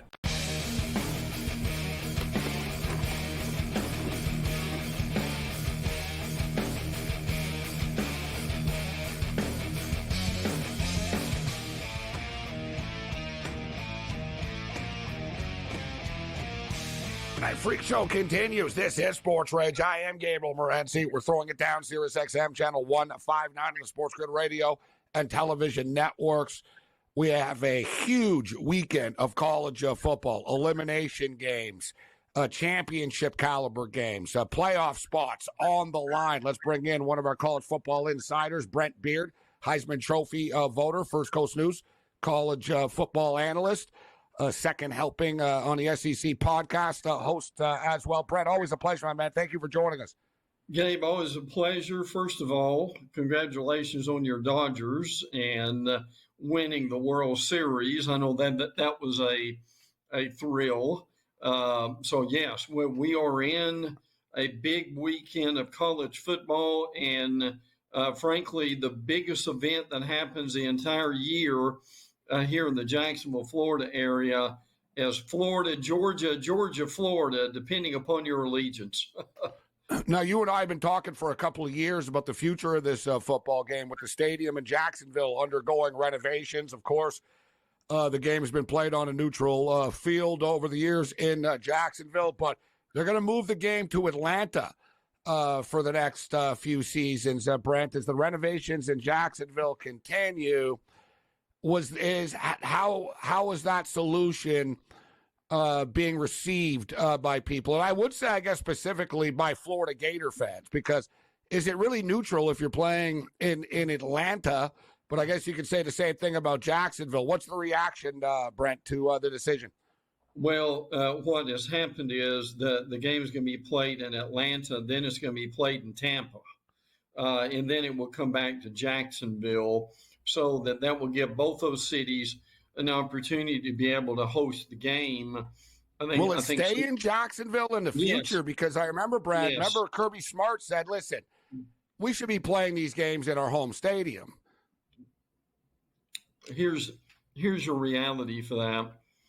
Kirby was complaining about it because he said it hurt his recruiting. Look, they're either first, second, or third. Nothing. I'm not really sure how it was hurting him. Yeah. Well, the truth of the matter, it wasn't. And by the way, let me read you something here that will give you an answer to this.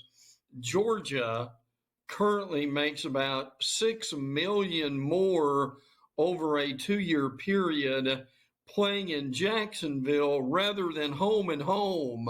So, Gabe, what's your answer here? It's money. Money talks, Brett. Exactly. And somebody's got to remind Coach Smart that he makes a lot of money, and they have to find revenue to pay him. Okay, so this game is always a massive game, big game, obviously for playoff implications for the Georgia Bulldogs, but they are two touchdown favorites in this game, Brandon. Florida have shown signs of life, right? Yes. But this begins a killer stretch, guys. You want to talk about a tough schedule. So the Florida Gators are playing the Georgia Bulldogs this week. Next week, they get the Texas Longhorns. After that, they play LSU. After that, they play Ole Miss. So, Napier's going to have to find a way to win a couple of these games, even to get to 6. Brent, what's your feeling about this game with the Gators and the Bulldogs? Well, Georgia certainly is favored for a reason. I mean, they've got the better roster. But to your point, Florida's playing better. Now, look, I'm not saying they're going to the playoffs by any means, but their defense has been simplified. Their DJ Lagway at quarterback has worked out well. They've had some other players, I think, who have really stepped up. Jordan Baugh at running back scored 5 touchdowns against Kentucky. Now, Jason Marshall's out for the season, one of their better defensive backs. That's a shame, frankly. But what they're hoping to do is at least be a lot more competitive in this game than they have been. But if you ask the typical Florida fan, what do you think about the Gators? The answer you get is, well, they're going to November and they're playing better football. But to your point, with this schedule coming up, if they can be competitive, and Gabe, could they pick off one of these teams? I don't think it's going to be Georgia. I don't think it's going to be Texas. Maybe LSU, maybe Ole Miss, who is really struggling right now. That would really help Billy Napier. But I think the point is, nothing will happen to Napier until they decide at the end of the season, and I think that's probably fair. I mean, if they were 6-6 and are able to go to a bowl, I think they would keep him. But look, this is still a big time rivalry. It's 50-50. It reminds you a bit of the Oklahoma-Texas game, and as far as the way the crowd is split, it is the biggest event in this city the entire year. Saturday will be no different. Again, I think Georgia is able to win, but Lagway could make this thing interesting, Gabe, do you think? Maybe at least for a half, or maybe about halfway through the third quarter. Well, how about this, guys? Lagway averaged 37 yards per completion against the Kentucky Wildcats. Mm-hmm. That was the best average by an FBS quarterback since 2018. Yeah. And I've got some notes as far as this game is concerned. One thing, if you want to hang your hat on something, if you're the Florida Gators, is Georgia's last loss to a team other than Alabama were the Florida Gators in 2020. But the bad news is Georgia have won 3 straight games in this rivalry by 20 or more points. And the Florida Gators guys have lost 12 straight games against teams ranked in the top 2 of the AP poll. Watch for Trevor Etienne. He is what you remember. He played last year for Florida. Now he's with Georgia. Trevor's not only a good running back; he's a good receiver, and I think that could be important. Are you allowed to do that? It's like playing. Like I tell you what, Brett. Like I tell you, the disdain in the Big Ten is so deep. That doesn't happen. You're not going from Michigan to Ohio State or one to the other. It's like, no, you won't. You're just not going to be accepted in the room. You know what I mean? Yeah. Oh, yeah. Hey, Gabe, don't you think Kirby was okay with that?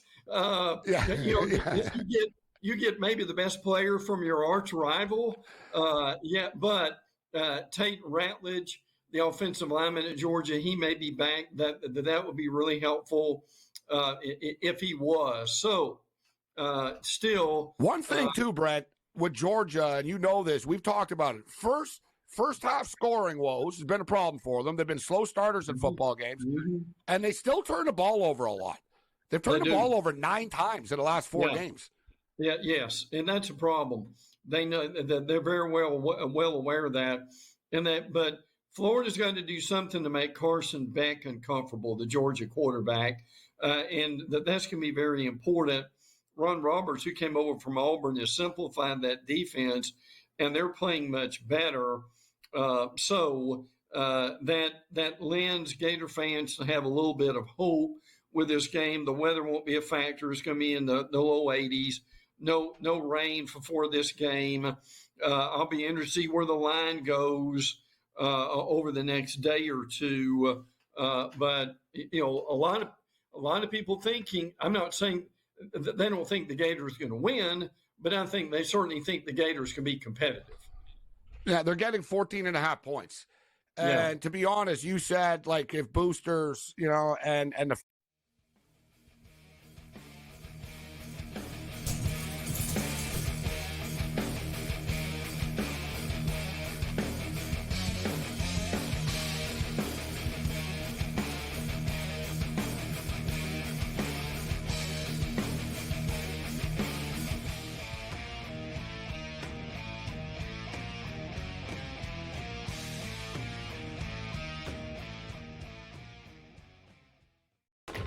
Enter into the magical world of McLuck.com, where even the smallest of spins can win real cash prizes.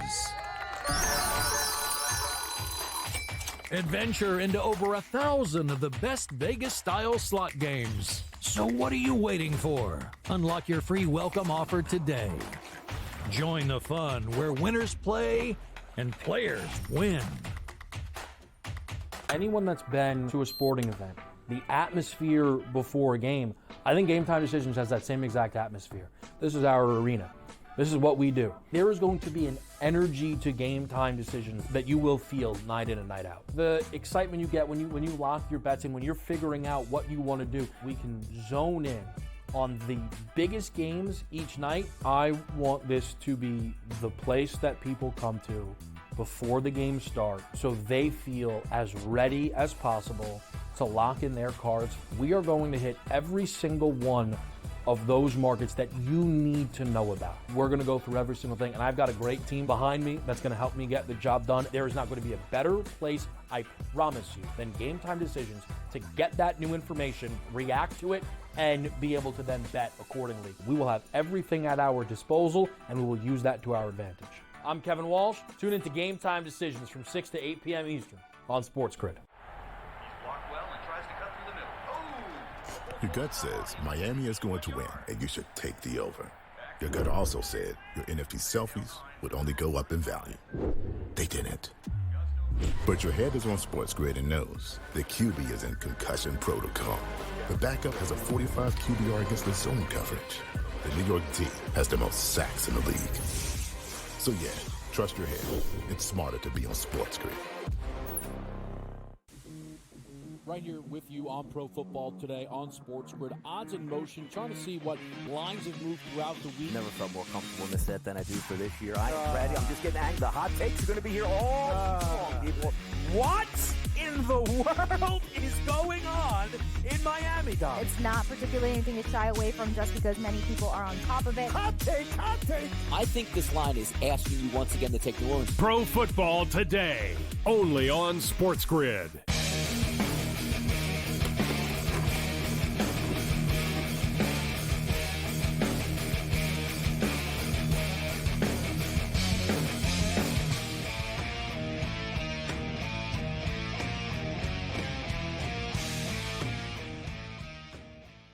Four, three, two, one.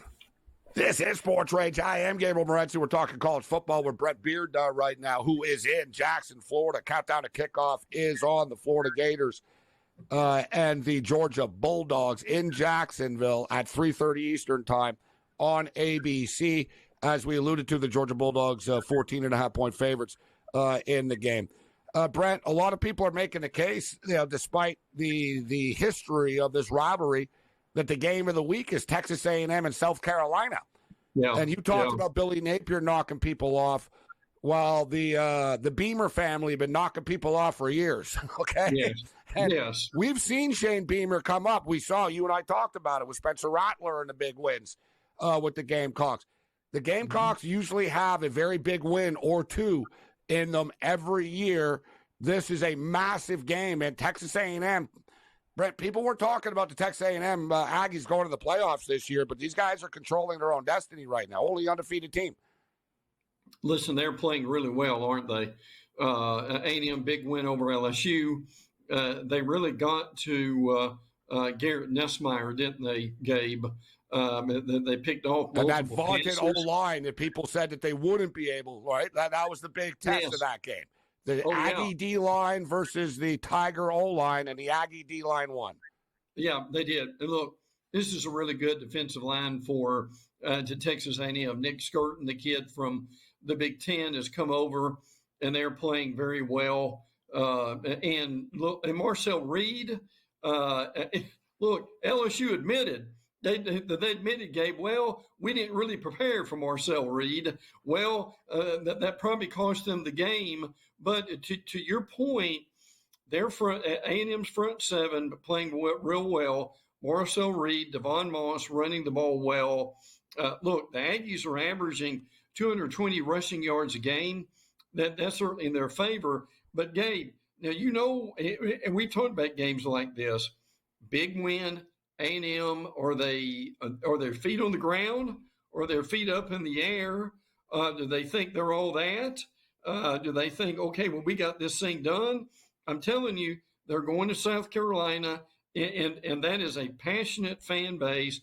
Carolina's playing well. That Carolina defense has been incredible. Gabe, I don't think this Kennard kid coming off the edge has been blocked the entire season. So A&M's got to be really careful in this game. Now, Carolina's not a great offensive team, but their defense creates turnovers and gives their offense short field. I'm curious where the line is going in this game too. But I can tell you, this is a maturity game for A&M. If they want to really get to Atlanta, this is a game they need to win. And the A&M Aggies are the only team in the country with 2 wins against top 10 teams this year. Mm-hmm. So, like, they've been beating real teams. Not easy to go through the grind of the SEC, but there's still a lot of racetrack left here. But another really, and listen, we've talked about it. This Gamecock team is a dangerous team, and they've got a fun quarterback right now. Sellers is lighting it up. Yeah. This should be a fun game.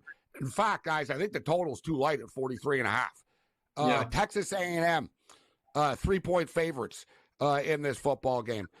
Brett, here's some really interesting numbers. The Tennessee Volunteers, is it just me, or doesn't feel like the Volunteers only have 1 loss, right? It's almost like we all hyped them. Yeah. Remember when they were so hyped up earlier? They lost the game, and it was almost like, all right, forget about that. Well, they're still lingering, Brett. Right? It's not pretty, but they're still lingering right now. But how about this, guys? There's some interesting numbers here. The last 4 SEC teams to hold their first 7 opponents to 20 points or less went on to win the national title. Tennessee has held his first 7 opponents to under 20 points. Like, say, their defense is balling. No one can dispute this. But, Brett, that's the good news. The bad news is they haven't scored a point in the first half since September the 21st. That's right. September the 21st. Oh, yeah. Gabe, remember, Florida was ahead at halftime 3-0. Alabama was ahead at halftime 7-0. And then whatever magic happens in the locker room in Tennessee, they make adjustments and come out and they play extremely well as they did. Lucky for them, either Alabama or Florida were not able to score on the Pierce kid who has wreaked havoc, one of the better rush ends in the league. Nico at quarterback is up and down, isn't he, Gabe? He's really tremendous in the second half. Squirrel White, Brew McCoy has helped him. Look, there's 2 reasons Tennessee's winning. Number one is their front 7. We just mentioned Pierce. The other thing is this Dylan Sampson kid leads the SEC in rushing, and he has been just a bulldozer for them so far, and that's made a big difference. Kentucky is struggling. I like Mark Stoops. I like Kentucky. They're switching back and forth with quarterbacks. The Vandergriff kid, I don't know if he's going to start or play. We'll see about that. But Kentucky, I mean, they've still got Marion Brown, who's one of the better wide receivers in the league. Tennessee's really rolling right now. I think they'll win this game fairly comfortably. But Gabe, oh Gabe, it's not going to be long. Kentucky and Georgia play in a few days, brother. So that is going to be one really to watch. But I do think Tennessee will win comfortably over Kentucky. Brent Beard with us. And Brent, we're on the clock right now. We've got about 45 seconds. So let me ask you about an elimination chamber game, so to speak. It's like the WWE, the Hell in a Cell. Ole Miss and Arkansas. When Arkansas are running the ball and Arkansas are on top of their game, they can beat anybody in the country, I think. Really but can. Yes. They're inconsistent, right? They have sort of, what I mean? They've had a couple of off Saturdays. But they're dangerous at home. You got Ole Miss rolling in there. Ole Miss are 8-point favorites. I think that spread's too high, Brent. I think it's going to be a super close game. Look, Jackson Dart is struggling. Ole Miss is struggling to run the ball. When Junkins went to Ohio State, that really hurt them. Ulysses Bentley, they're trying to get him up to go. Trey Harris has been hurt for Ole Miss. Sorry, Brent. The music is going to kick in here. Who's going to win the game? We got to get out of here. Listen, I'll go. I think Arkansas is playing better right now. Do you? I'm going to roll the dice with the Hogs as well. Bring it.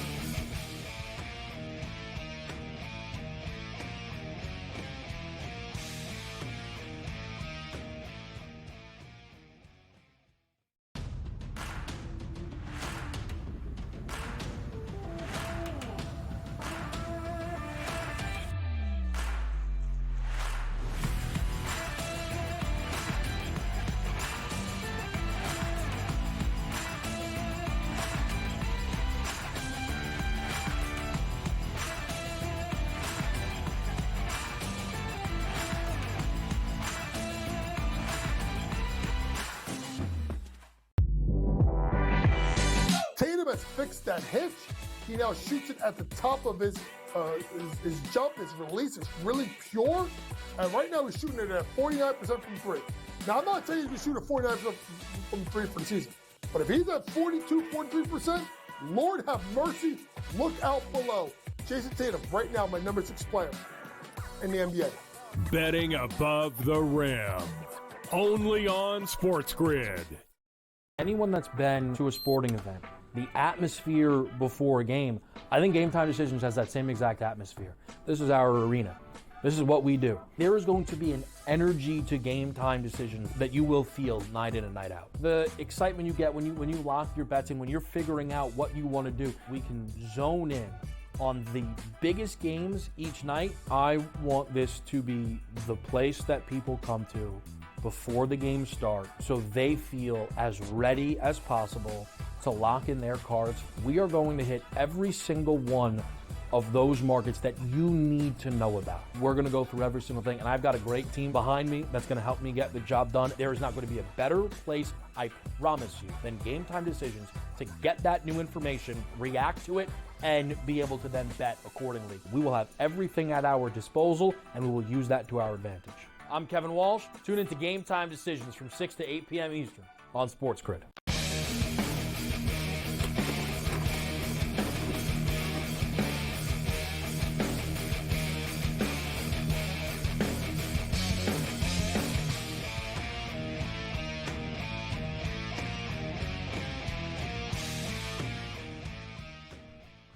This is SportsRage. I am Gabriel Morency. Thanks to Brent Beard for kicking it. It's always cool talking college football with Brent. And speaking of which, South Florida up 44-21 with under 5 minutes remaining right now. We're on South Florida. We're on the over. So we're on cruise control right now. And Boise State. So Boise State, we're laying a massive number tonight against San Diego State. We got a final score in from Boise. 56-24. You know what's crazy is the total of this game was 56. Boise scored 56. So the game went over the number. 56-24 was the final score. Quick final score updates. 56-24 Boise. UConn. Man, UConn. Congrats to Coach Mora as UConn are going bowling. UConn 34-27. That's an accomplishment for UConn, too, to make a bowl game. They beat Georgia State 34-27. Little Ivy League action. Columbia with a big win against Yale. 13-10 final score in New York. And South Florida up 44-21 right now with under about 4 minutes left in that game. So I brought up the Ashton Genty, and for the record, Genty ended up with a nice night when it was all said and done. He put up, what did he get to, like a $149? Yeah, $149. 31 carries, a $149. 2 touchdowns for Ashton Genty tonight. So speaking of Ashton Genty, I talked about the Halloween, Ashton Genty Halloween costume that I saw up there on Twitter. I think we'll give credit to the account when we posted here. Let's roll the Halloween costumes, college football style.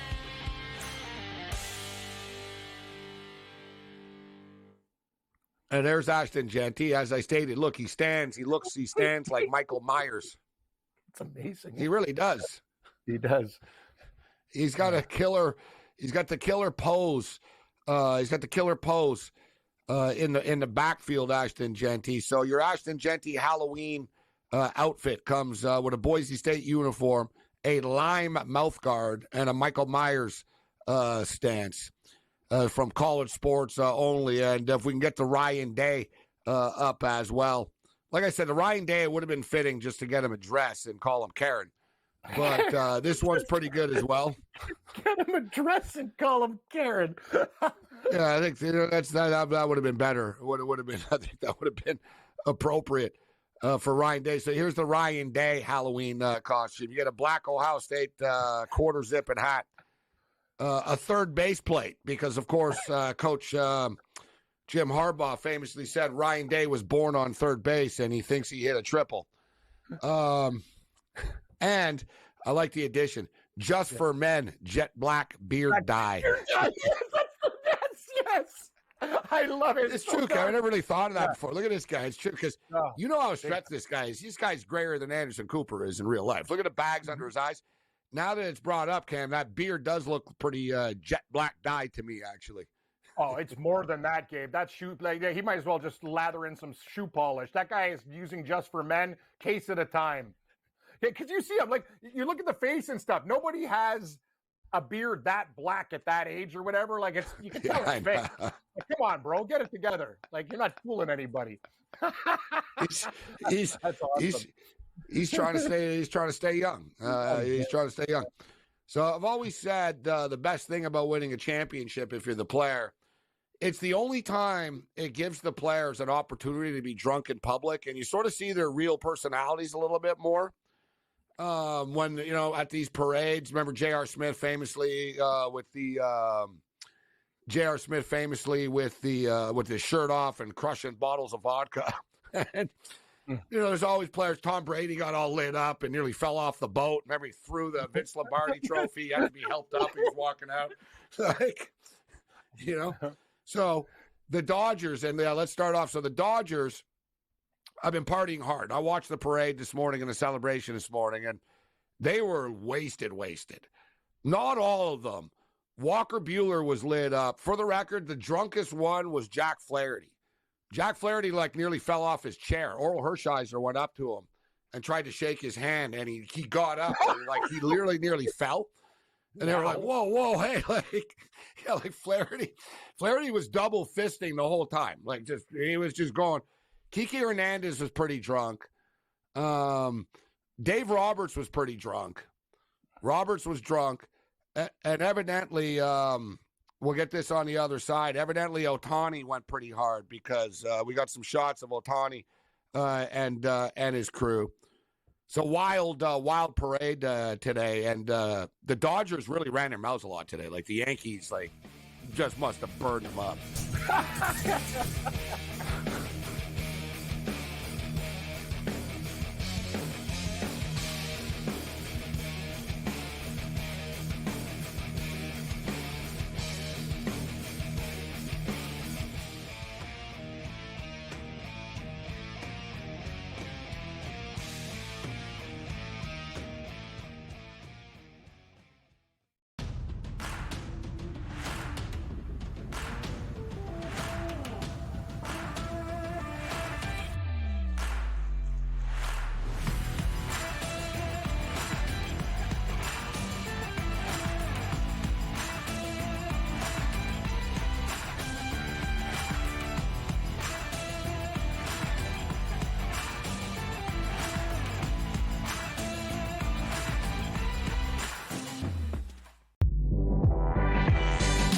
has fixed that hitch.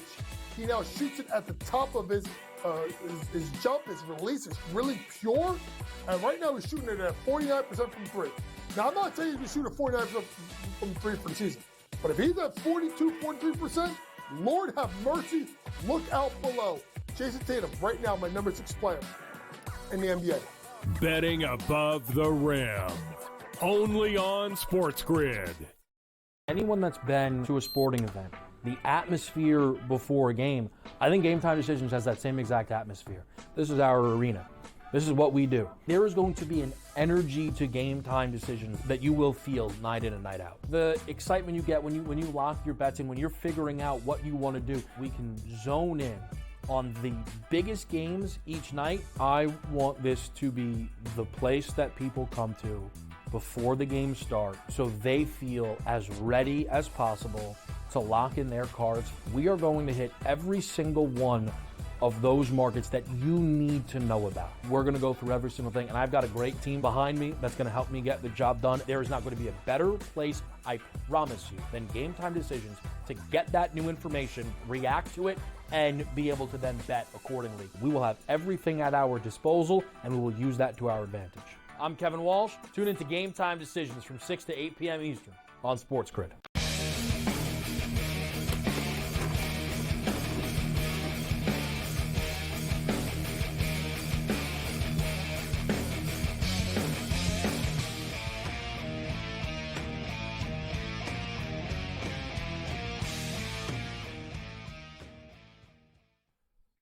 This is SportsRage. I am Morency. So, Sirius XM Channel 159. We can go on, and our boy Greg just said, oh, you got pictures of the parade and stuff, but not everyone's a Dodger fan. And there were some. For the record, this is pretty cool for L.A. I was very surprised. 1 arrest today at the parade only. 1 arrest out of for Los Angeles, and for whatever reason, the person that was arrested got arrested for throwing a bottle at the LAPD. He threw a bottle at the cop standing, and people were saying too the cops didn't even do anything. They were just standing there minding their own business, and some dude decided to throw a bottle at him. So he got arrested. Somebody did fall off like a roof. I think they're going to survive, but somebody got pretty seriously injured falling off a roof. And for the record, that dude did lose his fingers, unfortunately. The fireworks, it blew his hand off, Cam. The guy's like, yeah. So he lost, like I said, he's alive, but he lost his fingers on one of his hands. I got to tell you, people don't play with fireworks. There's no clock on it when they're going to go off. If you get faulty fireworks, you can do a hell of a lot worse than blow off your hand. We talked about it. Those people like bottle rockets, putting them through their houses and stuff like that. Like, don't be an idiot. Especially don't do it when you're drunk. You can kill many people. No. Play with fireworks is a dumb idea. So, like I said, the Dodgers are partying hard. Dave Roberts, Mookie Betts is funny when he's drunk. Mookie like was wearing like pajamas. Like he didn't even bother. That's good. No, like you know what I mean, like the pajamas that people wear. You and I do. Like he had like the plaid sort of Dodger, like plaid shorts on type thing. It looks like he wears in a hotel or something. He was pretty lit. I liked it too. Mookie Betts didn't say, "Oh, we're going to win 10 more times" or anything, but he said 2 more. Just so you know, he's realistic. Mookie goes, I got 3 rings. He goes, let's fill this hand and get to 5. And then he drops something about, I won't be here forever, right? Like, and, get more. But Dave Roberts was talking about running it back, and I don't really see why they don't win again next year, to be honest. Although I think the Phillies are a danger for them. So let's get the shot up of, we'll bring Tony Finn in a minute. But speaking of partying here, Cam, Shohei Ohtani's dog is super cute.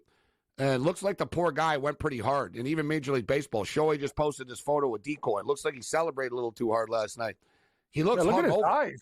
Yeah, his eyes are glossy and hungover. He's like, oh, gosh, like, you're waking me up for this picture. Like, you know what he did? He put the Sapporo in the dog dish, right? Hey, little pal, how you going? This dog's routine is so normal usually, right? They go to the park. Yeah. Shohei probably goes to sleep. Shohei talks about how he sleeps all the time. Suddenly, the dog's routine is thrown off because they didn't they stayed in New York City that night too. So you know they got lit up in New York City at the hotel. They were drunk on the plane ride back home. They got back to LA yesterday. They're still drunk. And then today at the parade, they're still drunk. And this poor dog is catching up to him. Look, he looks pretty beaten down. He sure does. Yeah, it looks like a cute looking, cute guy. Get the picture up at Decoy here. I like Decoy. Very cute guy. He's got a nice nose on him. Like, look at it. Yeah, but you look at it, Gabe. Look at those eyes. I know those eyes. That's hungover eyes. Yeah, a dog. You know that's one spoiled dog. Shohei Ohtani's dog. Oh yeah, I bet he gets quality cuts like Kobe beef. He said Sapporo beer. He's eating Kobe steak, Cam, for breakfast. Like Kobe steak and Sapporo. Yeah. Only the best. He ain't eating Purina and dog chow, milk bones. No, my dog eats Iams. That stuff sucks. No, his dog gets the real deal. That's for sure. Yeah, quality. And the last one here is the Hollywood sign, which is pretty cool. Listen, the LA went blue, but this was a nice touch. I like this. Was a nice touch. The little Dodger blue tagging at the end. All right, let's bring in Tony Finn. It's a good thing Tony doesn't trust the Dodgers pitching staff, Cam. How you doing, Tony? What was the word? Oh, yeah, the word of the day was trust on Pee Wee's Playhouse. Trust. I love Tony, though. He was on air with me, Gabe, during the home run. It was nuts. We were thinking about you during that grand slam, right, Finn? That was wild stuff. What a night. Yeah. Well, we were thinking about you, and we were thinking that we talked a little bit about a hotel experience for you and I and Cam, and then Cam said something about a hotel. I said, Gabe's not going to need a hotel room tonight. He's going to be out all night. It's a great night.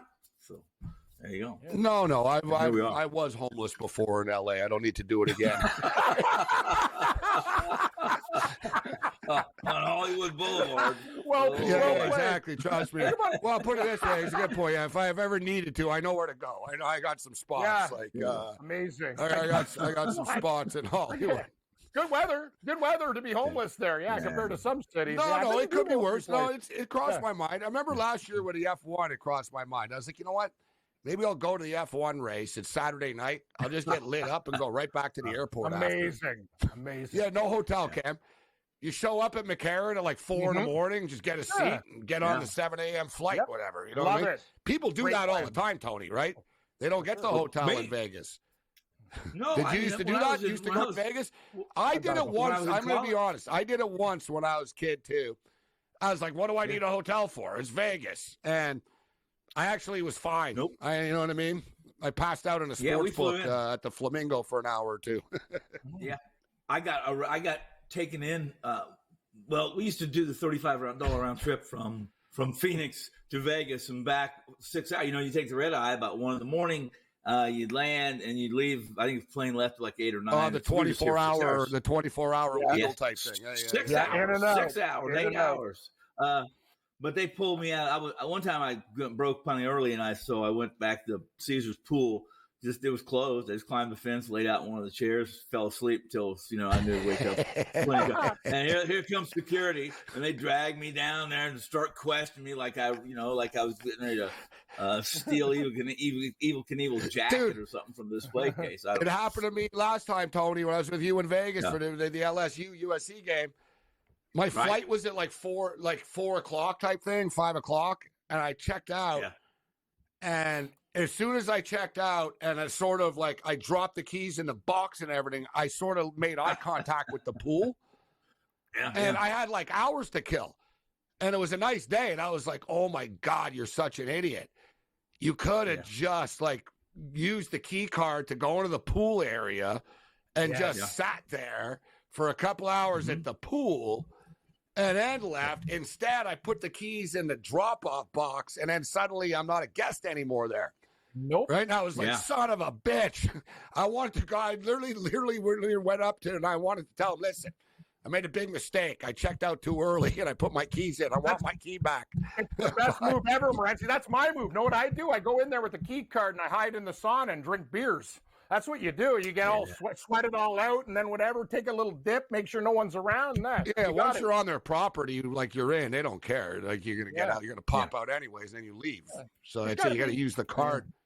They do have security, but they don't really go in that. There's a lot of places you can kind of duck out and whatever. Yeah, I was going to sit at the pool. Whatever. I'm not you. I'm not going to go in the furnace room and start drinking beer. That's what I do. It's a great move. Listen, I'm talking about this is 1980. 1979 or 1980, it was a heck of a lot easier to hide in Vegas than it is now. And I couldn't then even, so that's a long time ago. Thinking about Huge that, goal. 40 years ago. Calgary just scored for me, Gabe. Yeah, plus 150. Let's go. Let's do this tonight. Let's win everything, Morency. And Portland said the Portland Trailblazers, yeah. Portland are down by 5 right now. Hanging. I thought they were to play tonight. Good call getting them in at 15.5. I liked them at 11.5 before the game. Now they're down by 5, 83-78. And we should note Jamal Murray left the game tonight with a concussion. The Nuggets are a fade this year, guys. Jokic has won his title. He's rich. He doesn't have the same. He doesn't really care. And Jamal Murray's not the same player anymore. It's caught up to him. We saw it with Team Canada in the Olympics. I don't want to throw him under the bus, but he was why, that was the difference. It was like, they got these guards with SGA and Murray. Murray couldn't hit a shot. Murray had a hard time staying on the floor. And the poor guy, listen, he's had a hell of a career and stuff, but it seems like Jamal Murray's shot and Jokic doesn't care. Yeah.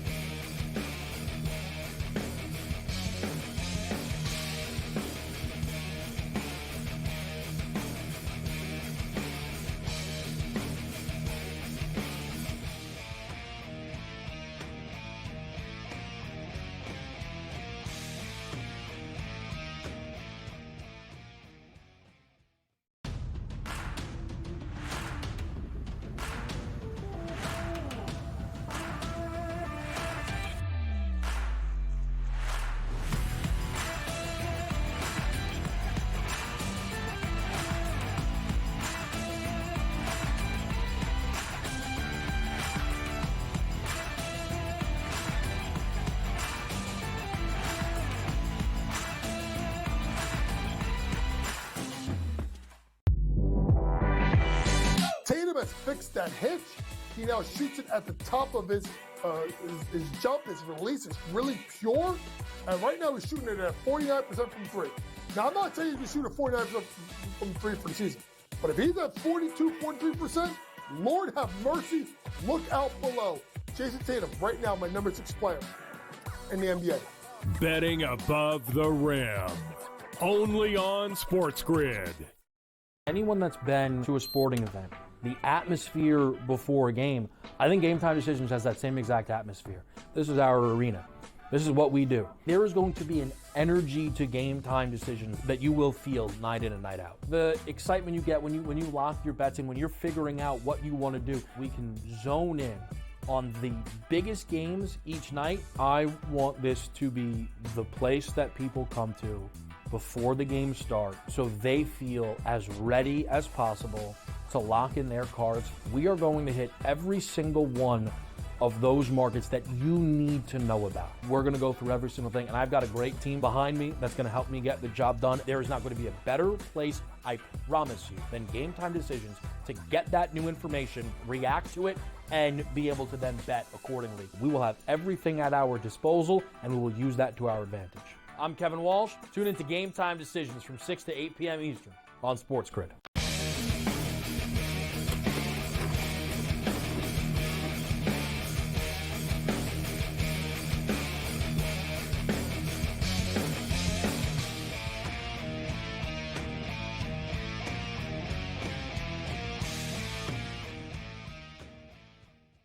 This is SportsRage. I am Morency, the Pittsburgh Players, the Hustlers, the people, the Boston, but everybody else in between, including our boy Johnny Kicknut celebrating the Dodgers win in Los Angeles.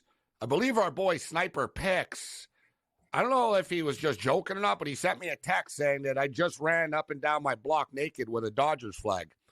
And I was thinking, I'm not really sure if he did this or not, but I'm going to find out. Streaking! Let's go streaking! I did not do that when the Dodgers won. Just for the record, I did not.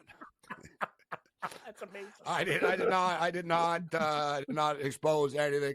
No. What I did do, though, is I dropped $371 in championship gear, and it's arriving November 11th through November 20th. So I got to wait a little while here, but that's not much. You don't get too much. That's actually not. You know. At first, Tony, you're right. At first, though, I was like November 20th. That's a way. And then I sort of clued in. I'm like, it actually is November 1st, so it's only 3 weeks. Right? So, the Dodgers set a record. on Fanatics. They sold more gear in the first hour out of any championship ever before of any team. Dodger fans, dude, they had a lineup of 2,000 people outside of Dick's Sporting Goods in Pasadena. That's just one location. Like the Dodgers are printing money right now. Yeah, that's what I said. I'd rather just wait to 3 weeks and wait in line with 2,000 people. But my gear will get here. I got a couple of hoodies. I got a nice championship hat. But yeah, so Johnny Kicknuts in LA. What's up, Johnny? And asking Ohio State or Penn State. I talked about this game with Coach Bowden earlier, Tony Finn. I don't know if you're betting this game. What do you think about Penn State and Ohio State? Well, I like the under. I don't necessarily like the side in this game. I mean, Penn State ranks second nationally. Stuff rate, defensive line yards. They allow about 3.2 yards per carry.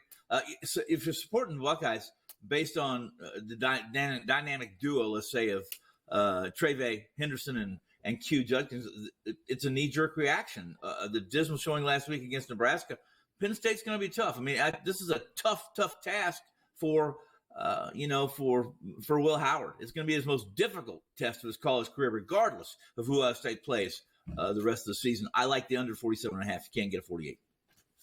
40 under 47.5. I can't really disagree that it should be more of a smash mouth type of game. The key is which offense is going to be able to break through and put points up on the board. Both defenses are elite, right? You have two great defenses here, so which offense is going to be able to make a play? And we were going over the numbers earlier, Tony. James Franklin, 1-9 against Ohio State, and 4-16 combined against Ohio State and Michigan.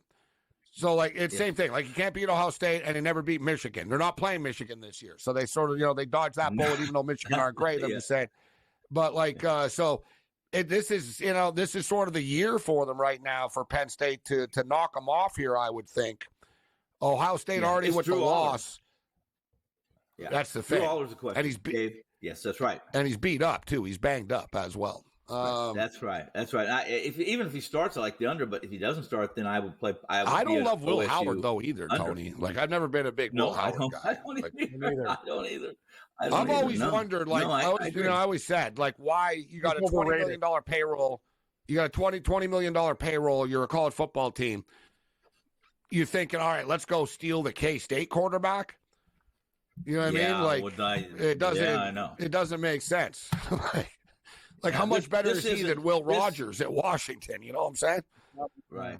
Yeah, I agree. This is not a case where you're going to see Will Howard again. We talked about this. Will Howard in Ohio State at Ohio State is it's a big step up from the Little Apple of Manhattan, Kansas. And people keep talking about Oregon going into Michigan, and it's going to be the toughest test of the former OSU quarterback. It's not. He's battle tested, and Michigan's not the team that they were a year ago. They certainly aren't the defense against an explosive offense that Oregon can be. So again. What do you say? You like the Ducks against Michigan? I do. I like. Yeah. And for the record, I will admit too. Let me just say, I have to admit, I can't be sitting here talking about Will Howard not being great when you look at my Michigan Wolverine quarterback situation, right? So we don't. I mean, if we had Will Howard, we'd have one loss right now. If we had a quarterback, who knows? Right? But we don't. Yeah. It is what it is. That's what happens, though. J.J. McCarthy, who the hell would have thought that they were going to go undefeated, he'd win, and he'd be, I'm going to leave for the NFL. Me. Right, exactly. It's through the Michigan quarterback plan out of sync because McCarthy left. And if McCarthy was there, it'd be completely different this year. But, hey, it is what it is. So you don't think Michigan have a chance against the Ducks here tomorrow? Well, I don't. At 14.5. Not winning the game, but 14.5. Oh, of course they do. In the big house, you always have. It only takes one play or two plays, or maybe you might have an injury from on the Oregon's offensive side of the ball. They're pretty deep, but of course they have a chance to cover that number. I just like Oregon to win the game. I'm going to take Penn State here. You guys got my college picks. Get the college picks up. I'm going to take the Penn State Nittany Lions plus the points. And what I think, kind of with Tony, I think it'll be around the number, like a 24-21 type of game. 27-24. I think it'll be a 3-point game. I think it'll be a close game either way with Penn State and Ohio State. So give me the 3 points with Penn State. And let's go with the picks here. I'm all about the underdogs this week. Riding a lot of dogs. Give me the Arkansas Razorbacks plus 7.5 hosting Ole Miss. Duke's actually getting 21 right now against Miami. Man, Miami don't blow anybody out. They were favored by 21 last week. They won by 22. And that was against a bad Florida State team. For the most part, they play to the point spread, and Duke are a covering machine. Give me the Duke Blue Devils plus 21. Give me the Michigan Wolverines to shock the world. Maybe they don't win the football game, but I think they're going to battle with the Ducks. I don't think the Duck offense is going to go up and down the field. The key is, can Michigan's offense give us something in this game? They have shown signs of life, this Michigan offense. I think the total is too light at 45. Either way, it gets there, and then the worst-case scenario for me is that the Ducks just kill them, and then they almost put up the points on their own. Give me the Texas A&M Aggies minus the 3 on the road at South Carolina. Screw your upset special. And give me Colorado State, baby, to beat Nevada.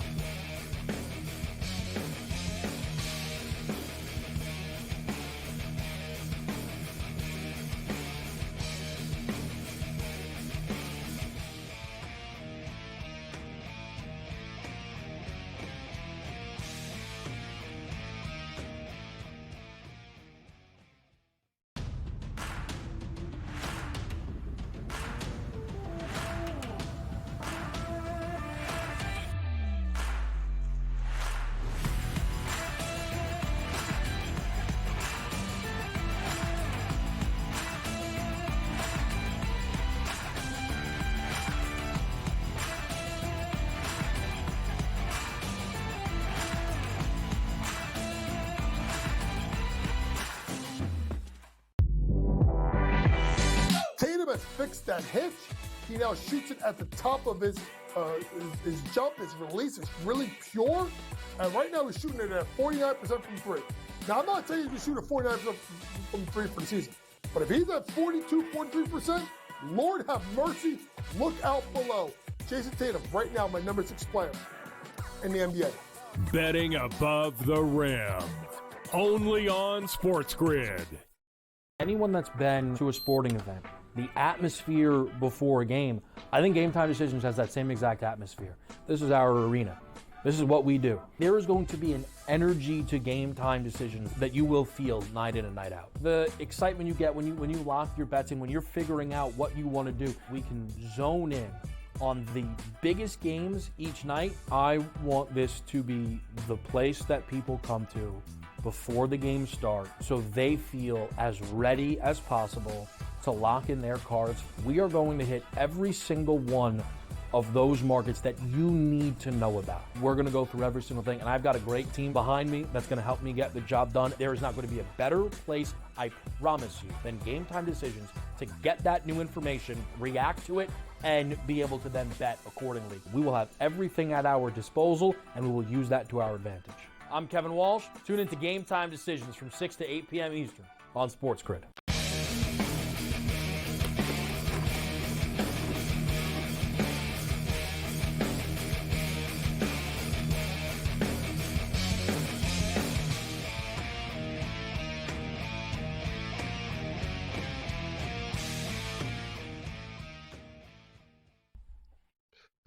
This is SportsRage. I am Gabriel Morency. Man, we didn't even get to the CFL playoffs yet. We're up against it. Tony Finn was just saying during the break, I just overheard him say right before he came back that he likes Louisville. I'm like, Clemson will kill him. I like this Clemson team this year. But, the CFL, we'll get to the picks in a second. But let me get my NFL picks up. We'll blast through the NFL picks, and we'll get Tony and Cam's best bets for tomorrow and/or Sunday. So NFL football, my best bets. Give me Jameis Winston and the Cleveland Browns at home against the visiting Los Angeles Chargers. I think it's a bad spot for the Chargers. Chargers are offensively challenged, and I think Cleveland's got a big-time spark now with Jameis Winston. The Buffalo Bills own the Miami Dolphins, all right? They all, they kill them. Tua always gets hurt against them. I know Tua's back, but I think this is going to sort of be the backbreaker for McDaniel and the Dolphins. Buffalo have been rolling teams at home this year.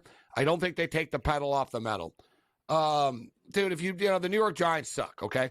And if you bet against the New York Giants when they play at home, you're going to be a very successful man and or woman. Give me the Washington Commanders. I know, blah, blah, they played earlier in the year, and it was close, 21-18. Yeah, it was the second game of the year. Jaden Daniels isn't the same now. Speaking of Jaden Daniels, just beat the Chicago Bears. Arizona hadn't won back-to-back games in 3 years. Now they're stringing it together. Yeah. This is where they let their fans down, back home. The Chicago Bears win at Arizona. Give me the Bears +1. Give me the Green Bay Packers. Detroit Lions are on a roll, but I think Green Bay are right there with Detroit, and I think they're going to send a message. Detroit are due for a loss, and for the record, this is the Detroit Lions' first game outdoors all year, and the weather's not going to be nice in Green Bay. Jared Goff is not the same. So they're going to have to run the ball a lot in this football game. It's a heavy rain is expected there. And finally, in closing, give me the Indianapolis Colts +5.5. On Sunday Night Football, I'll be live on the grid here at 8 o'clock Eastern time. Give me the underdog. Tony, what are your best bets? You got a couple of plays, college football and or NFL. We'll quickly. I do like Louisville Cardinals +310. The road dog and Clemson. I mean, they've been playing really well, winning by an average 27 points per game. I think over the last 4-6, whatever it might be. But they've shown some vulnerabilities defensively. I like the Cardinals to go in and take care of business, especially at +310. Sunday, I'm with you. Chicago Bears, Valley of Sun. The road win over the Cardinals.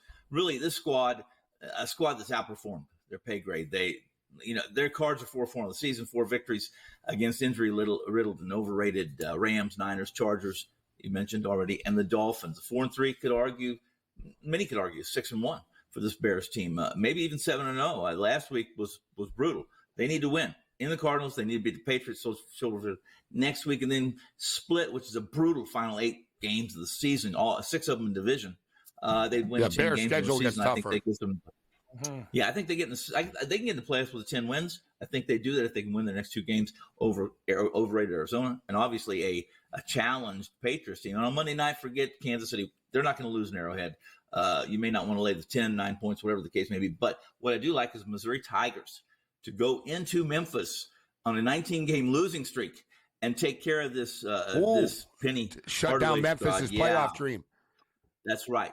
Yeah, right. So Missouri Tigers plus only getting 4.5 points. Explain that to me. At a 19-game losing streak, right? A team went 0-16, right? 0-16 in the SEC last year over Memphis' Penny Hardaway. That's my trio, the weekend trio. The Tony Finn kicking with us. Cam, what are your best bets? What do you got? I agree with Tony. Under 47.5 in the Penn State game. I'll take the Nittany Lions +3.5. Arizona getting 6.5 against UCF. UCF reeks. This Pitt SMU game smells a little bit. I think SMU will get it done. Old Dominion -135 money line at App State. Football game. Plug your ears, close your nose, and you might cut my mic. Tennessee Titans, I got them at 3. I love them this week. The Seattle Seahawks in a bounce-back spot against the Rams. I'm also on the Bears. Oso Grande likes the Chicago Bears. And I think the Baltimore Ravens take Denver out to the woodshed. Get right spot. Denver will be a public dog. Baltimore by 17. Yeah, you know what? Quickly about the Seattle game. I've been kind of undecided with this game.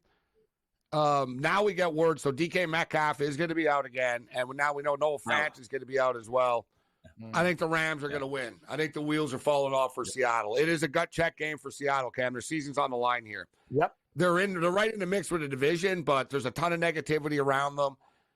It's going to get ugly if they lose this game. They need to win this game. I'm not sure they do, but I'm leaning with the Rams. We'll have the picks online all weekend long. We'll see you Sunday night. Other night, you're on your own. Later.